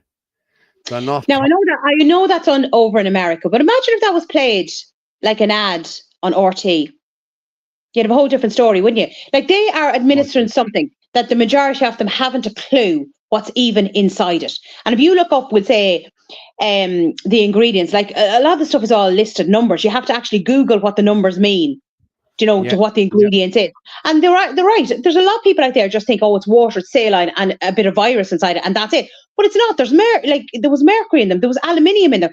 Like, aluminium is highly toxic to the body. We reckon that's probably what's leading to the likes of the neurological issues like autism and all that. Yeah. Well, listen, we played. You were here with me towards the night. You listened to what Robert Kennedy said the other night, and you can't really dispute this now. But you know what I mean? I don't heavy metals into people. You know what I mean? Without having some sort of effect. Yeah, it's true. It's true. But then we have the childhood. All these new childhood vaccines now are going to be mRNA technology. mRNA, yeah. That's the problem here now. You know what I mean? The squirty up the nose one, the whole lot. They're all the flu ones. They're going to be all mRNA.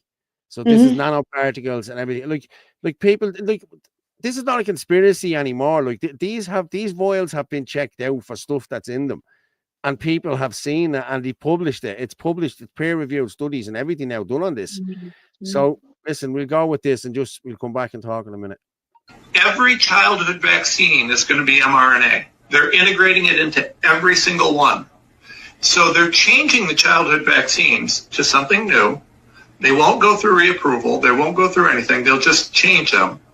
And all of the childhood vaccines are going to be gene therapies. So if you get your child a vaccine of any type, it's going to be a gene therapy. It's going to alter their genetics. That's the game. That's where the money is. That's where this is going. People don't care. These guys don't care about the COVID vaccine because they've made their money off of it. They've gathered their data. They've done their gene therapy experimentation on the population. But the thing that's dangerous is that they're tinkering with your genes. And that's what they're going to continue to do. They are now integrating mRNA into every vaccine out there. So you want to talk anti-vax? Here's anti-vax. Do not get any of them. There will not be another needle put in my arm, so help me God, for a vaccine if I have anything to say about it. Or my family. None. Zero. Every one of these are now getting mRNA treatments. They're redeveloping them, redesigning them, and all of them are going to include gene therapies. There's so much money in this. I'm sorry to hear that from Paul, my son's friend on the army. He had so many vaccines and shots for going abroad. He is now dead. He was only 24. God rest him. So that's sad. true. There's a lot. A lot of them that went over to Africa got the malaria tablets and all that, and some of them had really serious side effects, like nearly a change in their personality, aggression issues, and all that. And it was traced back to the malaria tablets that were put on. Yeah, my sister. Some of them actually took cases because we know a couple of them that took cases against the Defence Forces over it. Jesus. Yeah, mad, isn't it? Well, like that there now is lawyer Thomas Renz who was speaking there. Yeah. But like you're getting into CRISPR technology, which is slicing through your DNA, genetic engineering. Like this mRNA, like we don't even know if this can ever even be taken back out of the body. It's like, I mean, if something goes into your DNA, how do you get it back out again? You know, and like they're injecting 101 million shots into children now. Do you know, like my son is 23, and while I can't remember fully, I think he got about 4. I think that's all he got. And then my daughter is 13, and I think she got about 8. Now, this is before I'd copped on to what was going on. But now, I don't even know what they're up to now. Are they up to 15 shots or something now? I'm not even sure how many they're up to. Like, there's such an increase. Over in America, I think it's like 72 shots to get in America. How long till that comes here? Yeah. It's a ridiculous amount of shots, isn't it? I think I actually have But like, there's no need for them. Like, I mean, we're living in a country that has, you know, a proper health system. Well, kind of. Do you know what I mean? Proper sanitation. Do you know, like, why are we still injecting children with diphtheria? Like, that's, do you know what I mean, in the slums of Africa or India where there's not proper sanitation, you know? Yeah. Like again, you've said it several times as well, Paul, like, why are we giving babies hepatitis C? or hepatitis B. Like, that's for prostitution and drug, people who are into drugs. Yeah. It's absolute madness. And then they're given a COVID shot nearly every month now at this stage. I'd say if you go in to buy a litre of milk, you'd be offered a COVID shot. Well, that's I'm how going frequent to show it is you. Yeah. And they're still texting. They're still ringing up. Well, it's your spring booster now. Get your spring booster. Yeah. I'm just sharing this here. I don't know whether you can see it. But in 1960, the doses were 5. Polio, smallpox, and DTP. In 1983, it went up to 24. And in 2016, it's at 69. Look, you get influenza at 18 months, Hep A 18 months, influenza 42 months. Like, lads, come on. There's no need to be giving healthy kids these injections. It's wrong, you know what I mean? And look, like, there you go, 1983. And in 1983, that's when they started this, rolling these out like that. And it's since 1983 onwards, the autism epidemic has gone through the roof. Yeah, like and all the allergies, all your allergies. Do you know what I mean? Like you know, I remember when I was in school. Like, where did you okay, I knew one guy or two that had asthma. I never met anyone with a peanut allergy. Never to mention all the 101 million allergies there is now. Well, Joan posted the other night. She said that the reason for the peanut allergies is they used to use mercury or something in the thing, and they changed it for coconut oil or something like that, or some sort of oil, and that's what caused that. You know what I mean? But, and do you know what? Do you know what's scary as well, right? If you look through that list, you should probably see. I wonder is it under, because I can't see it clearly on the television here. The rotavirus. It's like the vomiting bug. 6 months. 6 months. Yeah, right. That is banned in France. Banned because it causes twisted guts in babies, and babies have died.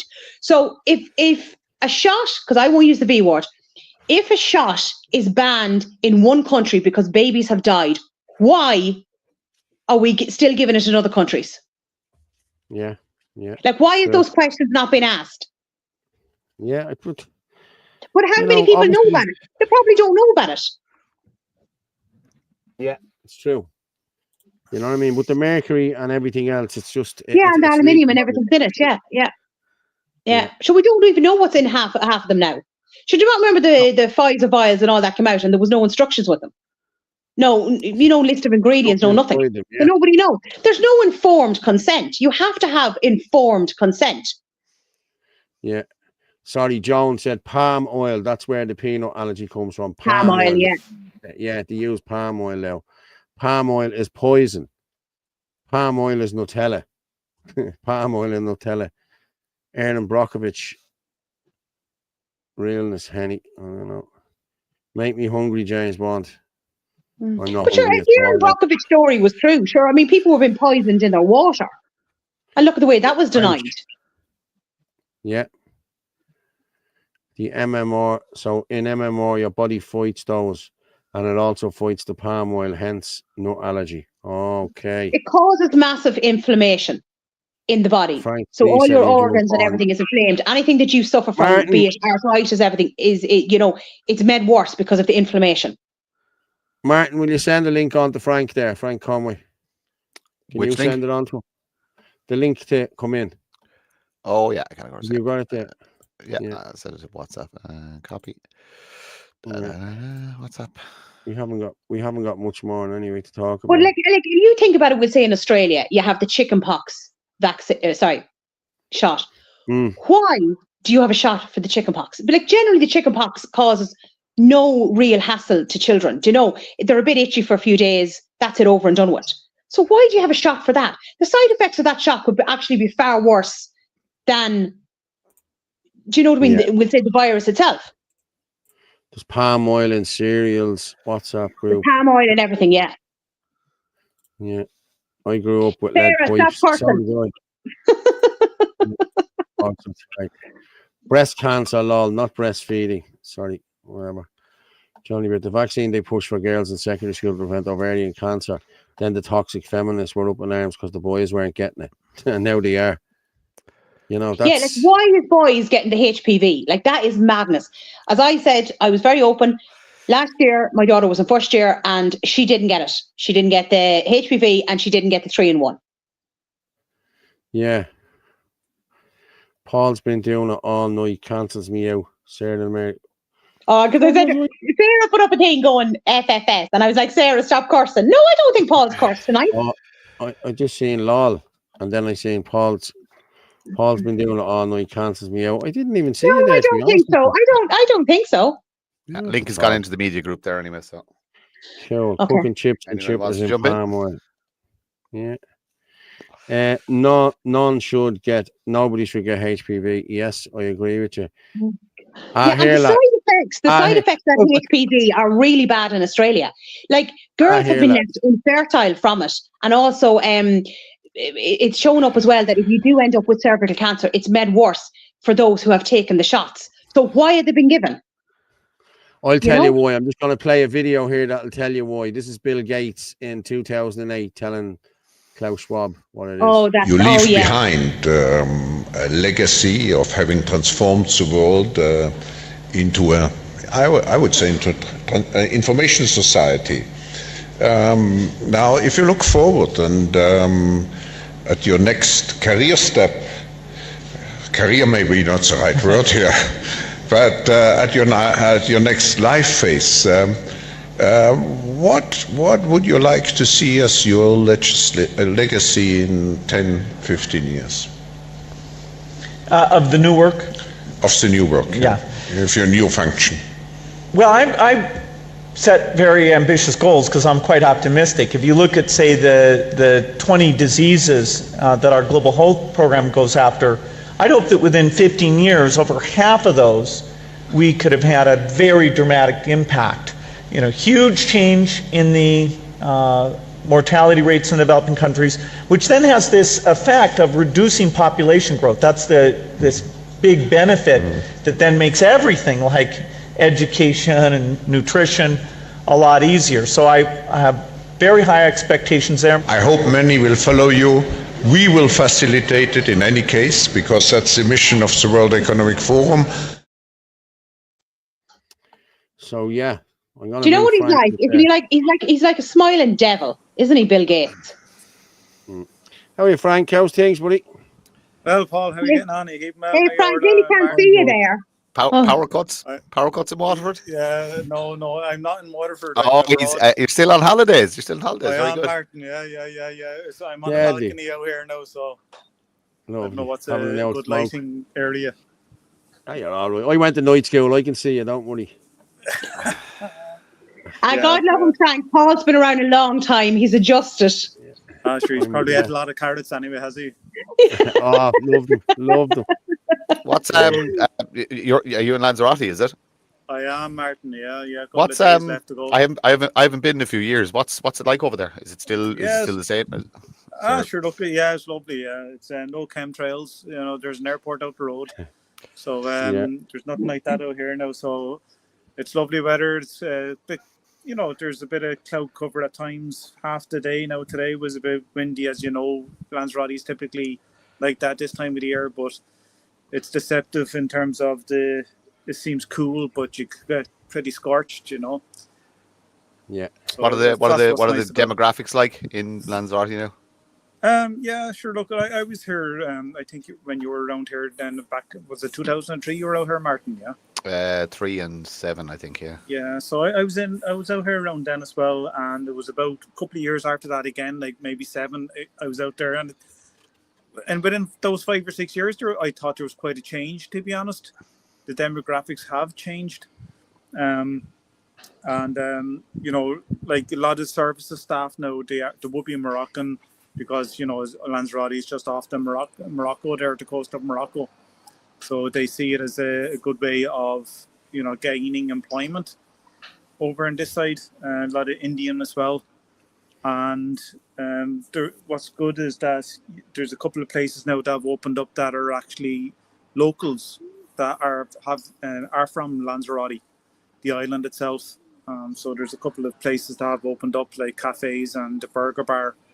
That are, you know, it's nice to see some locals, you know, opening up in their own, because because you speak to some people and they can't afford accommodation on the areas nearby, and they have to live up in the mountains. So that's the way it is there, I guess. I guess it's like Ireland, you know, we live in more rural areas, or we're kind of becoming more rural than urban. I'd rather be in Lanzarote now than be sitting in Ireland now at the moment. So I'd love to. Is it pretty bad over there, Paul? Is it the weather-wise? Yeah. The weather's shite. Yeah, it's been crap. Yeah, it's been raining. What temperature is it over there, Frank? I don't know. In the 20s anyway, or the mid-20s. Okay. You know, give or take. You know, like for up until 1 o'clock it was cloudy. I brought the jumper with me, but I didn't wear it. You know. In the evening time, then you know, it got hot. Then, like, you know, it'll catch you out, and then the winds will blow. But still, that wind, you kind of deceptive, as I said. You know, people like a lot of Irish people will come over here and they know what I'm talking about. And then evening time, it's cool this time of year. But look, it's lovely weather. You know, I'm sitting outside here now at the moment, and it's great. Well, we're not one bit jealous, Frank, because I mean, it's not like we're here and it's pissing rain every day for the last few days. Yeah. It's always the same. It's always the same. Once the kids are off school, the rain pisses. Every time the kids are off, even if they're off for 3 days. Every time, Paul. Every time. Was it like that in the 80s? Was it like that in the 90s? No, it wasn't. What's going on, mate? I don't want to be. I'm going to be honest. No, I'm going to be honest. I say it all the time here, Frank. When I grew up I was born in '68, so it's 70s, 80s, 90s. I was a wild child. I was a mad joke. You know what I mean? That's 15. I was going to say 8. Yeah. But like we used to. I'm not messing. For the whole 3 months of the summer, it was sunny. There was no rain. There was no anything. Like, you know what I mean? It was, and we used to go out and we'd be in fields. We never had sun cream. We never had anything like that. We'd be black. You know what I mean? And you'd know. You know what I mean? Like, but that was the whole summer. And we'd go missing from 9 o'clock in the morning. We'd leave the house. And we'd be gone to the beach, be mad know where we are. We'd have a pound or two to get chips and a tea, and you'd be home then by 9 o'clock. Nobody ever worried about you. They knew who you were with. They knew what you were doing. They knew you weren't stupid, that you wouldn't do anything stupid, you know. But now it's. I only had that conversation yesterday. Yeah, 100%. Let the kids out of your sight, you know. It's brutal, like, you know. Once June hits now, that's it, like. Yeah. You know, like my kids go away for a couple of months, you know what I mean? They go down the country, like, you know what I mean? And it's great when the weather's fine down there, you know what I mean? But when it's pissing rain down there, it's...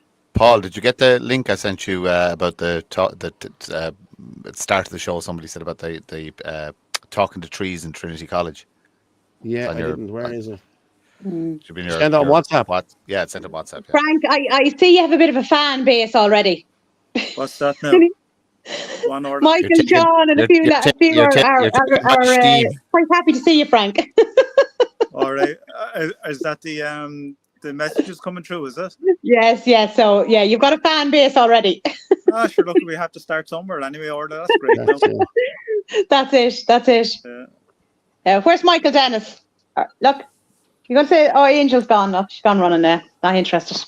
Okay, that didn't last too long. I saw. I didn't. I was like you, Orla. I was listening. Who said that they were watching that video of the Trinity, and then they couldn't watch more of it? You know, I was the same. I watched it. I have it here. Of it. Yeah, like, but look at trees do. Look at that man. Yeah, it's good. I didn't see it. You can. I'm going to show it now. You can generate electricity from trees, you know that, yeah? Mm-hmm. Yeah. And the plants and the leaves and all that. But like creating an AI model to have a conversation with them. I'm sure everybody made a potato clock at one stage or another, didn't they? Yeah, I'm sure they did. Yeah. I'm going to play this, lads. All right. So I'll share this out and we'll play it and come back. We have another while. I have it set for 2.5 hours. So we'll, hang on. Yeah. No, wrong one. Present, share screen. Your man even looks, yeah.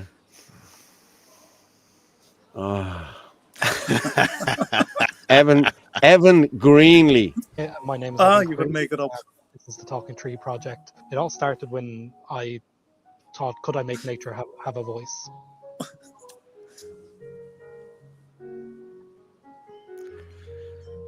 We've built an interface so people can talk to nature and talk to trees. We've taken sensors like temperature, humidity, soil moisture, soil pH, even the bioelectrical signals from the tree. We feed them into an AI model that then translates these into human language so that we can have a back and forth conversation with nature. Years ago, I shared the soil with many other tree roots. So many signals in the air. Now they're everywhere. The silence beneath me has grown. We can kind of learn its feelings, for lack of a better word, over time, but also things like if a human comes up and touches it, we can sense that. And where we want to go with the project is, can we use it in conservation? Can we actually understand what a mycelium network that connects all the trees underneath? If I touch one tree over there, does this tree feel that, and how does it feel it? That's where we're pushing the project to. Can farmers talk to their crops? Can we detect wildfires before they go out of hand by talking to nature, connecting ourselves? Stop global warming. Fuck me. Oh, swear. I just yes. I was. Would you share that to James Conway, by the way? Nature in general, and I feel like this Look at the colour really of her hair. helped me. It was a very strange and surreal experience because I passed by this tree for the last 20 years. I've passed by it nearly every day. They never said that, Jimmy. Very unique experience and kind of quite emotional, actually, in a weird way. It's important to try to make more of a conscious effort to get out and connect with nature. So it's a good reminder of that, I'd say. In my time, I felt summers grow hotter and longer, and winters turn less harsh.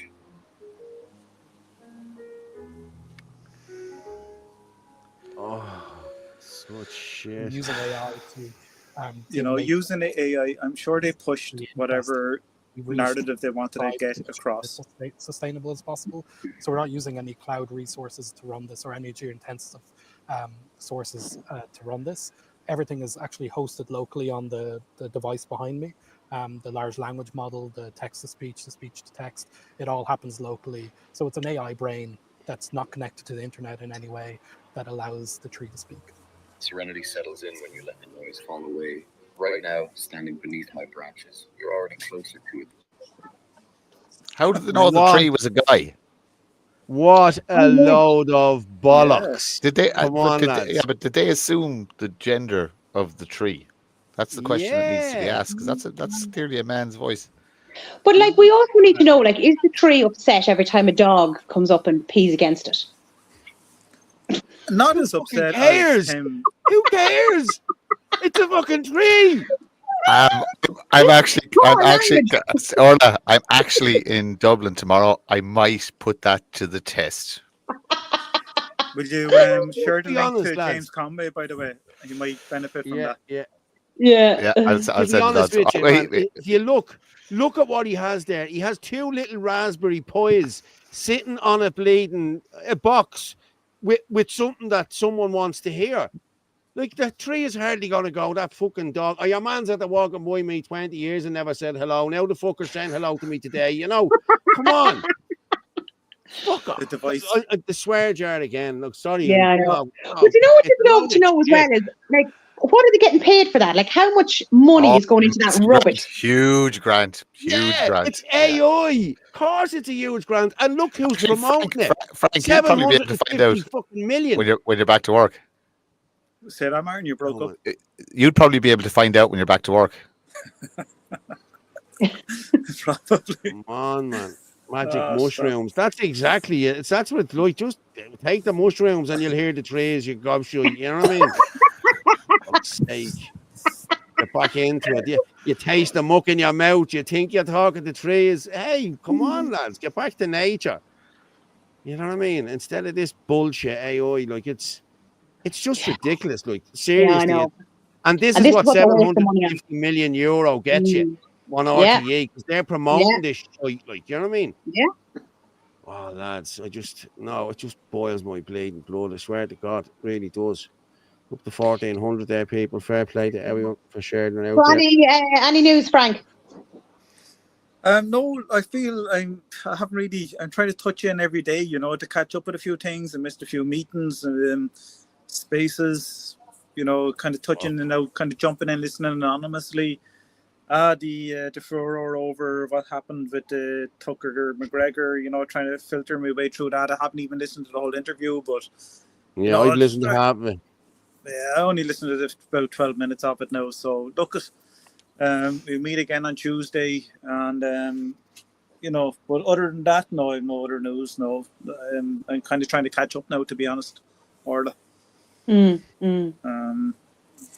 All quiet, when you're kind of away from everything, you could easily switch off, but I still want to touch base. You probably should just switch off, and we should all do it. I'm saying after the 26th. I saw that. Give it a week just to see where the pieces fall, and then everybody should just take a few days off. Just turn off the phones. Just go piss in the Someone just put in the comments there. I saw that Conway was old. No, he's not. So then she goes, "That's Frank Conway there, Davina." Yeah. So somebody thought you were old. You Google Frank Conway local elections there, Paul, right? Or you Google Frank Conway economics, and you'll have Frank Conway from MABS, the Money Asset Bureau, and he ran in the local elections for Fianna Fáil. Oh, that's probably who they think it is. There's two of us, and he's got a few years on me, so. Right. Yeah. Well, you missed a great meeting on Friday. Very productive. Well, for some of us. There's a great photograph now, to be honest. Paul, stick up a couple of photographs. I will now. Hang on. I just have to make sure I'm sharing. The one behind the bar is particularly good, isn't it, Martin? Look, you asked me for a pose, so I gave a pose. Yeah. Oh. We'll do the one at the fire first. Yes. It's a good one. At the fire first. Yeah. All good. I'm in it. Oh, for God's sake. There you go. That's the team. Is the floor slanted or are you on a boat? Look at this one. We're just at Martin. Were you on a stool there? I'll tell you one thing. He was going downstairs. That's at Orla's request, just to make fun of my height be even smaller, which is fine. Yeah, but the worrying thing about it is, why is my head so big compared to everybody else's? Are you standing up, Martin? Huh? Here, Martin.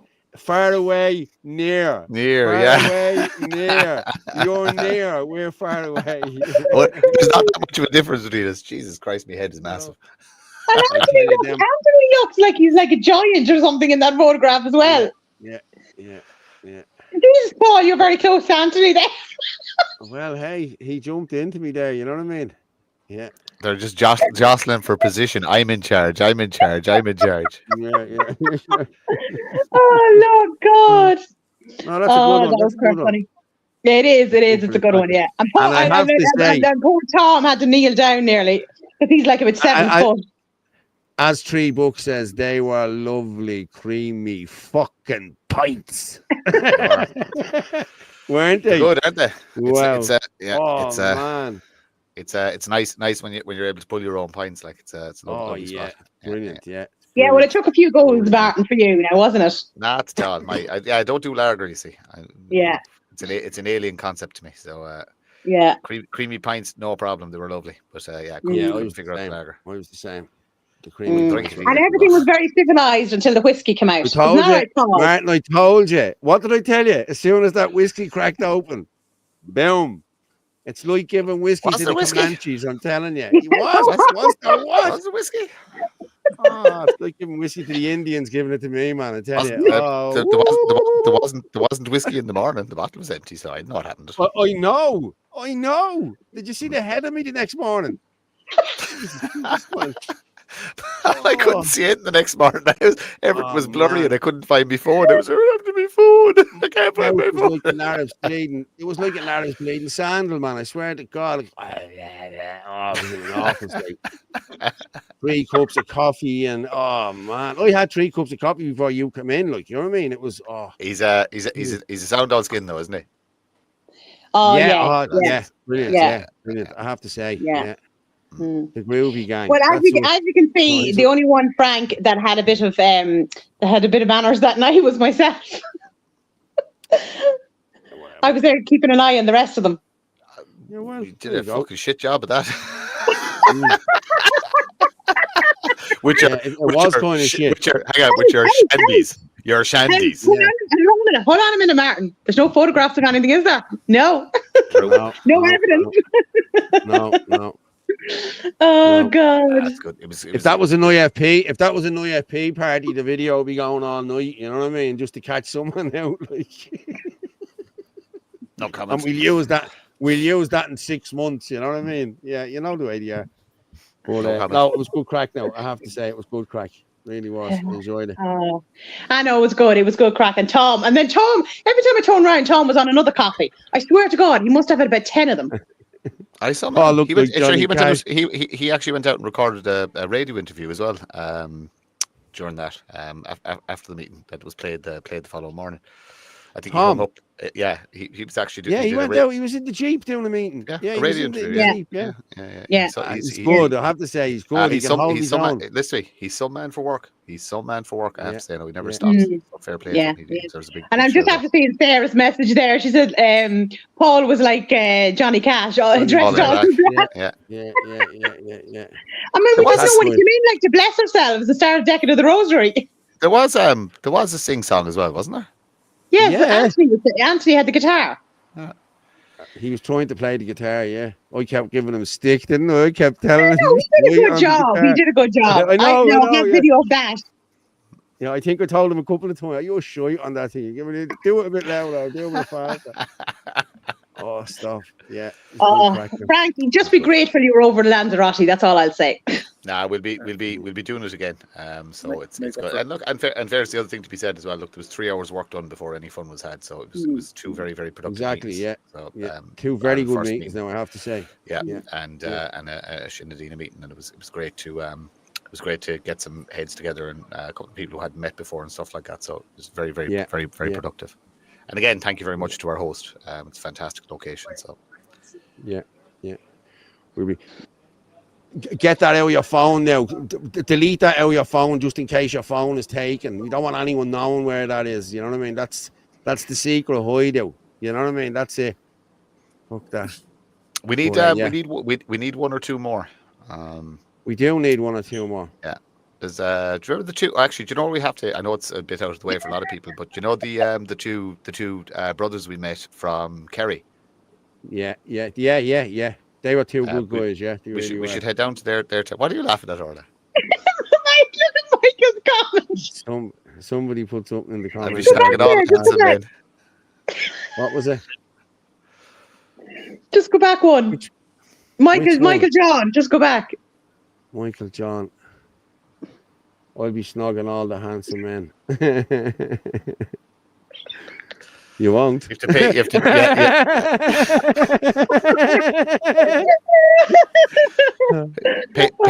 have to pay your membership, and anything's possible.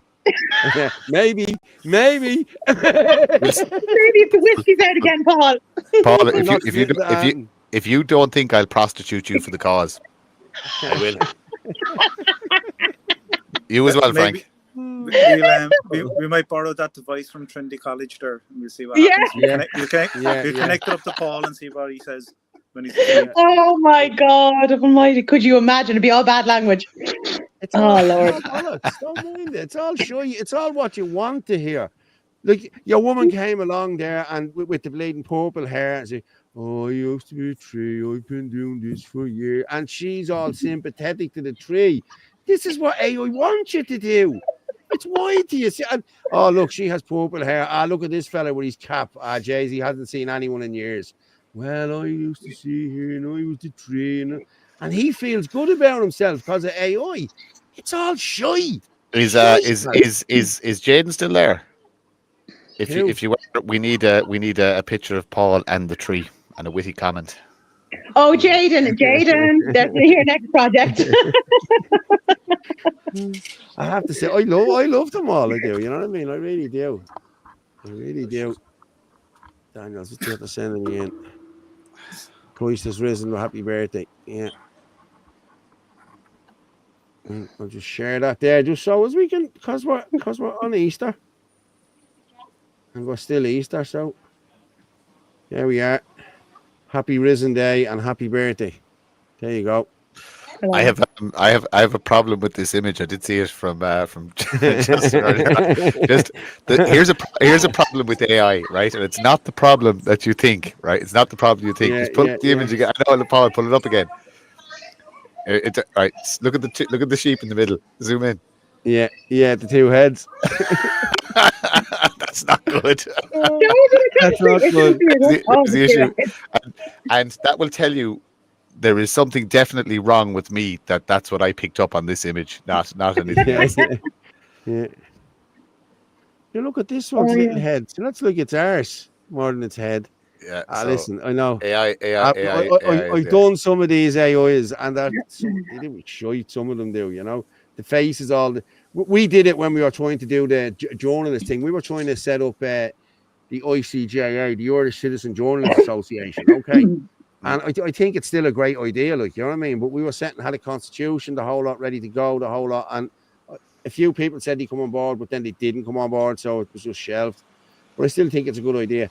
But we were doing these AI images then, you know what I mean? And people were just picking up, they're not real people. Look, their faces are all mushed and they're this, that, and the other. But it's actually getting a lot better now because you know what you're doing now. A lot of people do. It's not really. Frank and me had great fun with this one a while back. I remember trying to get the Pine Martin on a flag.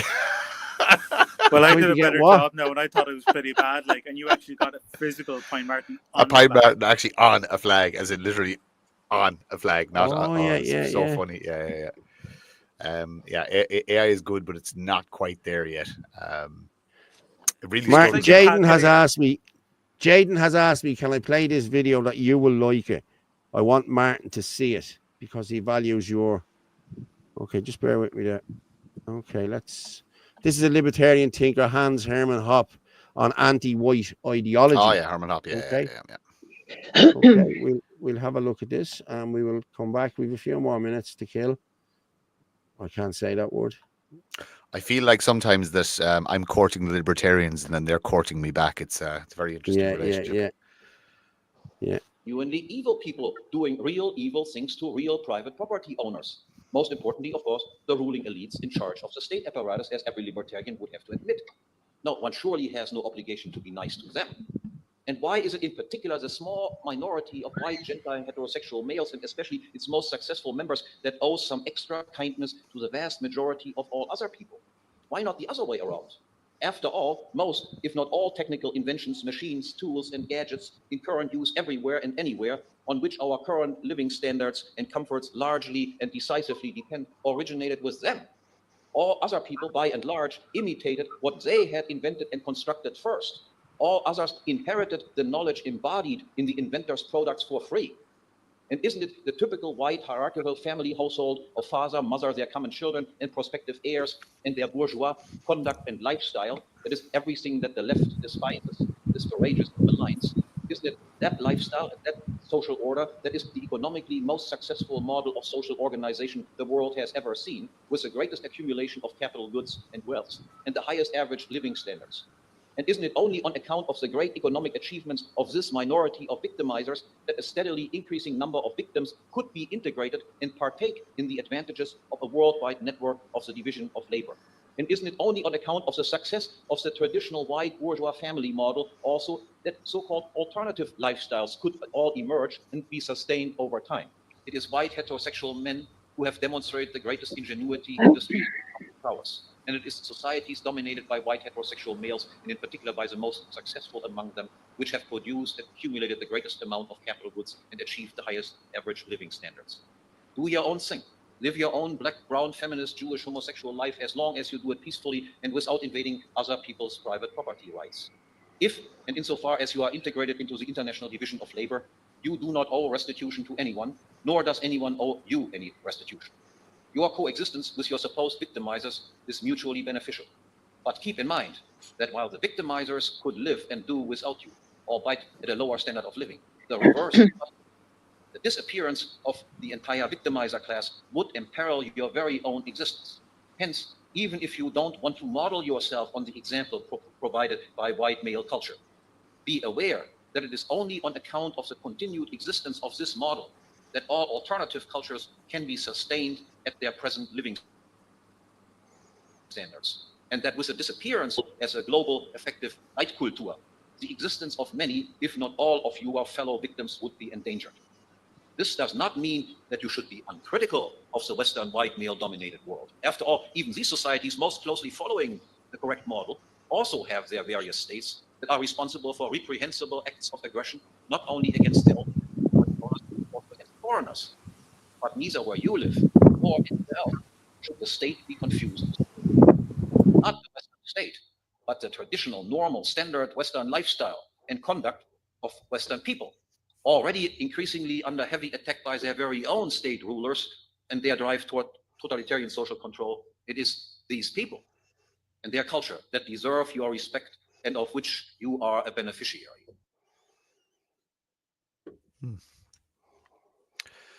Interesting stuff. Sorry, I just Frank, I muted your mic there because it was just picking up some wind during the video. It's a good. All right. It's a good concept. So for anybody who didn't hear all of it, so basically he's saying that our civilization, the Western world, has created and provided so much that even if you were, now the Irish didn't do this, but let's just say you were part of the British Empire in the past, you still benefited. The net benefit to having that system forced upon you is still better. You know what I mean? Look, Europeans created almost everything. You know what I mean, that we take for granted today. And if you destroy that society, if you take away that, what we have, the mom, dad, and family unit, and you go to work and you produce. It's about production. You know what I mean? And then you reap the rewards of your production. That's essentially what it's about. If you take away that system, everybody suffers. Everybody suffers. What we do need to address is, and I've gotten a lot of flack on this in spaces and stuff like that for saying this, we do have to address the welfare state in Ireland. I'm not for a second saying there should not be a safety net, but I have a very clear definition between those who can't and those who won't. And those who can't, you have to have a system in place that assists them. You know, because I won't have humans falling through the cracks. But you essentially tell those that won't that you're not getting anything. You must fend for yourself. Now we'll make it to. It's in one of the policies I've written that we can create a country where it's harder to fail than it is to succeed. And if you create a society where it's harder to fail than it is to succeed, then you're not going to have any social problems. You're not going to have anything because everybody will. Well, I think we lose an awful lot of voters bringing in something like that. I'm being honest with you, because the bulk. I think we would. I just do think we would. A lot of people would say, no, I wouldn't be voting for something like that. You know what I mean? Because a lot of people do just stay on. I understand why, and I get all of that. But they're not going to vote for you, man. Oh, yeah, but okay, so here's the. Would you not like a higher standard of living? So you're willing. These people that you're talking about who are getting what 220 or whatever. Yeah, look, they might be lucky enough to get a council house, and they might be lucky to, but whatever. But you're still scraping to make ends meet. Do you not want more? Yeah. Do you not want better options for your children? Do you not want to not have to? Do you not want to have to live week to week? Do you not want to have to worry about your car breaking down? Do you not want to have to? If everybody is producing a small little bit, all of them things. Yeah, but if everybody's producing a small little bit, then everybody reaps their reward. Now, of course, look, you need a responsible government in place as well that doesn't waste money. I'm not talking. I'll give you an example about people kind of worry about, oh, he's going to cut social welfare, he's going to do this, that, and the other. Well, I actually think moms should get paid to stay at home and mind the kids.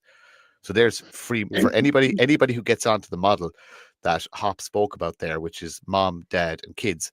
That's I'm going to get killed for this. That is still production. Creating humans is production. It's your the whole ethos of the family and rare. Don't say breeding, right? Don't say breeding. Just about to say that. Don't use that word. Don't say the D word. That's Tom's word, and I support it. I endorse his message. But if you actually do that, you're willing to do that, get married and raise a family and 4 or 5 kids, or like that, you should be paid, because you're doing the country a service by having more white Irish children. So it should be done. And then, like I said, there's other things we can look at. We can look at healthcare. We can look at. There's lots of things that, like, nobody's going pulling the rug out from everybody, but everybody has to do a little bit. And it's fulfilled. People don't realize it. If you're caught in one of these cycles where you have been denied opportunity because of whatever, where the housing estate you came from, or your school. It goes back to the education. School isn't for everybody. It's about identifying that we need to really look at our education system, because there are people out there that have huge amounts of skills and knowledge and have ability, but the school system just wasn't for them. They couldn't function in that environment because it's not a natural environment. So those people, you have to find a different way to reach them and give them something. You can't tell me there's anybody, or that there's a majority of people that are happy sitting at home doing nothing, fucking smoking weed and drinking cans. That's not an existence. That is not an existence. And there's so much more to life than do that. Now, the other side of that, in the current system, I've worked all my life, yet I still live week to week and month to month. Do you know what I mean? Just because of the way the system is designed. So you need to look at taxation as well. Taxation is something those who again, if you fix the education system and fix the social welfare system, you actually don't need taxation anymore, and you can actually pretty much remove income tax, which libertarians will absolutely love. It's a very, very, very long process, but like, the country is changing. It's going to go. The pendulum is going to swing one way or the other. I believe we're going to swing very, very far right in the next 10 or 15 years. I mean, very, very far right. That is not sustainable. It has to swing back to the center. But what does that center look like? And I think an awful lot of what libertarianism has to offer could be a potentially a permanent solution to managing the country from an economic level, which in turn will probably fix an awful lot of the socio elements as well that trouble society. But again, it boils back then to giving people hope and eliminating drugs from society, and there's a lot of moving parts to it. There's no one fix. But I like listening to the libertarians. And you know what? The great thing about them is they're as fucked up as we are. Sorry, it's another curse into the swear jar. They have extremes as well, because they go from absolute anarchism to kind of a soft kind of libertarianism. It's a great mix of ideas and people in there. Get on board, come in. There's a committee there for you in Ireland First, where you will have full autonomy to just basically have a think tank. That's it. Have a think tank. There's so many Twitter accounts out there that are libertarian, Dublin Libertarian Mayo, Libertarian Turn Casey, etc., etc., etc. Come into Ireland First, have a committee, sit there on your own, have discussions, have debate, throw ideas out, and that's how we we fix the country. I'm actually meeting Jaden for breakfast during the week. So yeah, brilliant. Yeah. So we'll have a chat, and I'd say he wants to know about Ireland First and everything else. So But like, it's great to get young fellas on board, like, you know what I mean? It really is. And I don't mean that in a gay way, or one of them outfits with the flag standing over at the thing, you know what I mean? And it is great to get young minds on board, you know what I mean? Because our youngsters are brainwashed. They really are. Here's a good. I actually was just thinking, Paul, do you know the way you're very popular with the older ladies? We should maybe do some sort of special offer that if somebody gets a membership, they can get a date with Paul. You ever get a grip, will you? You're mad joking. Afternoon tea with Paul. Martin said he had no problem in, putting Paul out there. Yeah, I know. What did you say, Frank? It's anything for the cause. Sorry, Frank. They could get afternoon tea with Paul. Yeah, afternoon tea. Yeah. Burger King. Tea break. Like the American Gigolo. Or be like a gigolo, like, is it? Is that what you're talking about? Is it? Yeah. Pretty much. Richard Gere. I'll do anything for this country, and if it means selling you. No. Yeah, we've no problem with it, Paul. I've even got my pimp gown. I'm not for sale. I'm not for sale, man. I'm not for sale. What did you say, Martin? You've even got your what? My pimp gown on. Oh my God.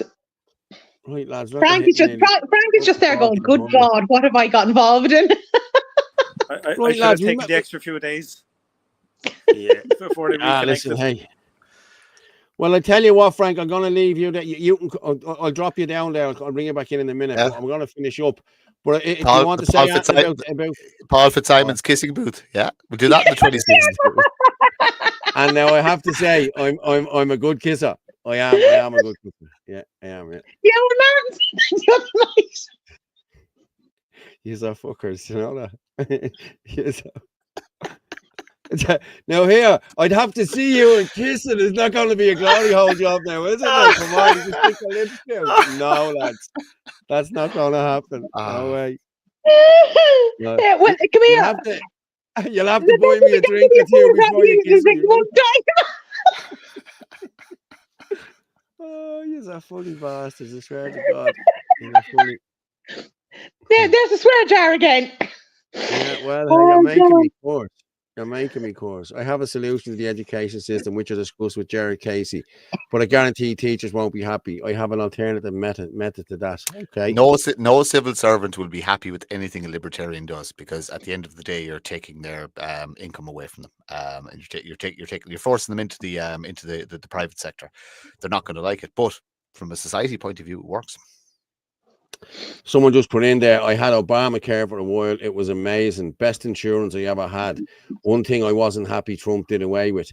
Well, I only heard today that it's pensions and all now he's doing away with that. Like, I've relations over there, like, you know what I mean? And I could mess with their pensions. What he's doing, like, you know what I mean? With the pensions and the whole lot. So, you know, people aren't happy either. You know what I mean? But I suppose you can't please all of the people all of the time. You know what I mean? Someone's going to be not happy. You know what I mean? Was I talking there? Did you hear me or what? Or, yeah, we did. Right. Paul, just before we finish up, what are the numbers? 1,400 we're at. Oh, brilliant! Great. Yeah, we're at 1,400. I did share it already, did I? Maybe I didn't. I had it ready to go there. You know what I mean? So yeah, but yeah, Frank, do you want to say anything about the protest on Saturday? Ask people to get there. Yeah, I guess you know, do our best, and I don't know. I honestly don't know what's going on in terms of some announcement or anything that's happening. But look, other than that, we're there for a reason, and that's to kind of keep fighting for the cause. And some people might think that protest is not the answer, and they kind of felt that the same way. But this is a big one, and it'd be great to see, you know, a big number out there, and looking forward to it myself. Great. Lovely, Frank. I'll drop you down, okay, and I'll talk to you in a minute. Martin, do you want to get up there and say a piece for that? Yeah, look, same as make the 26th.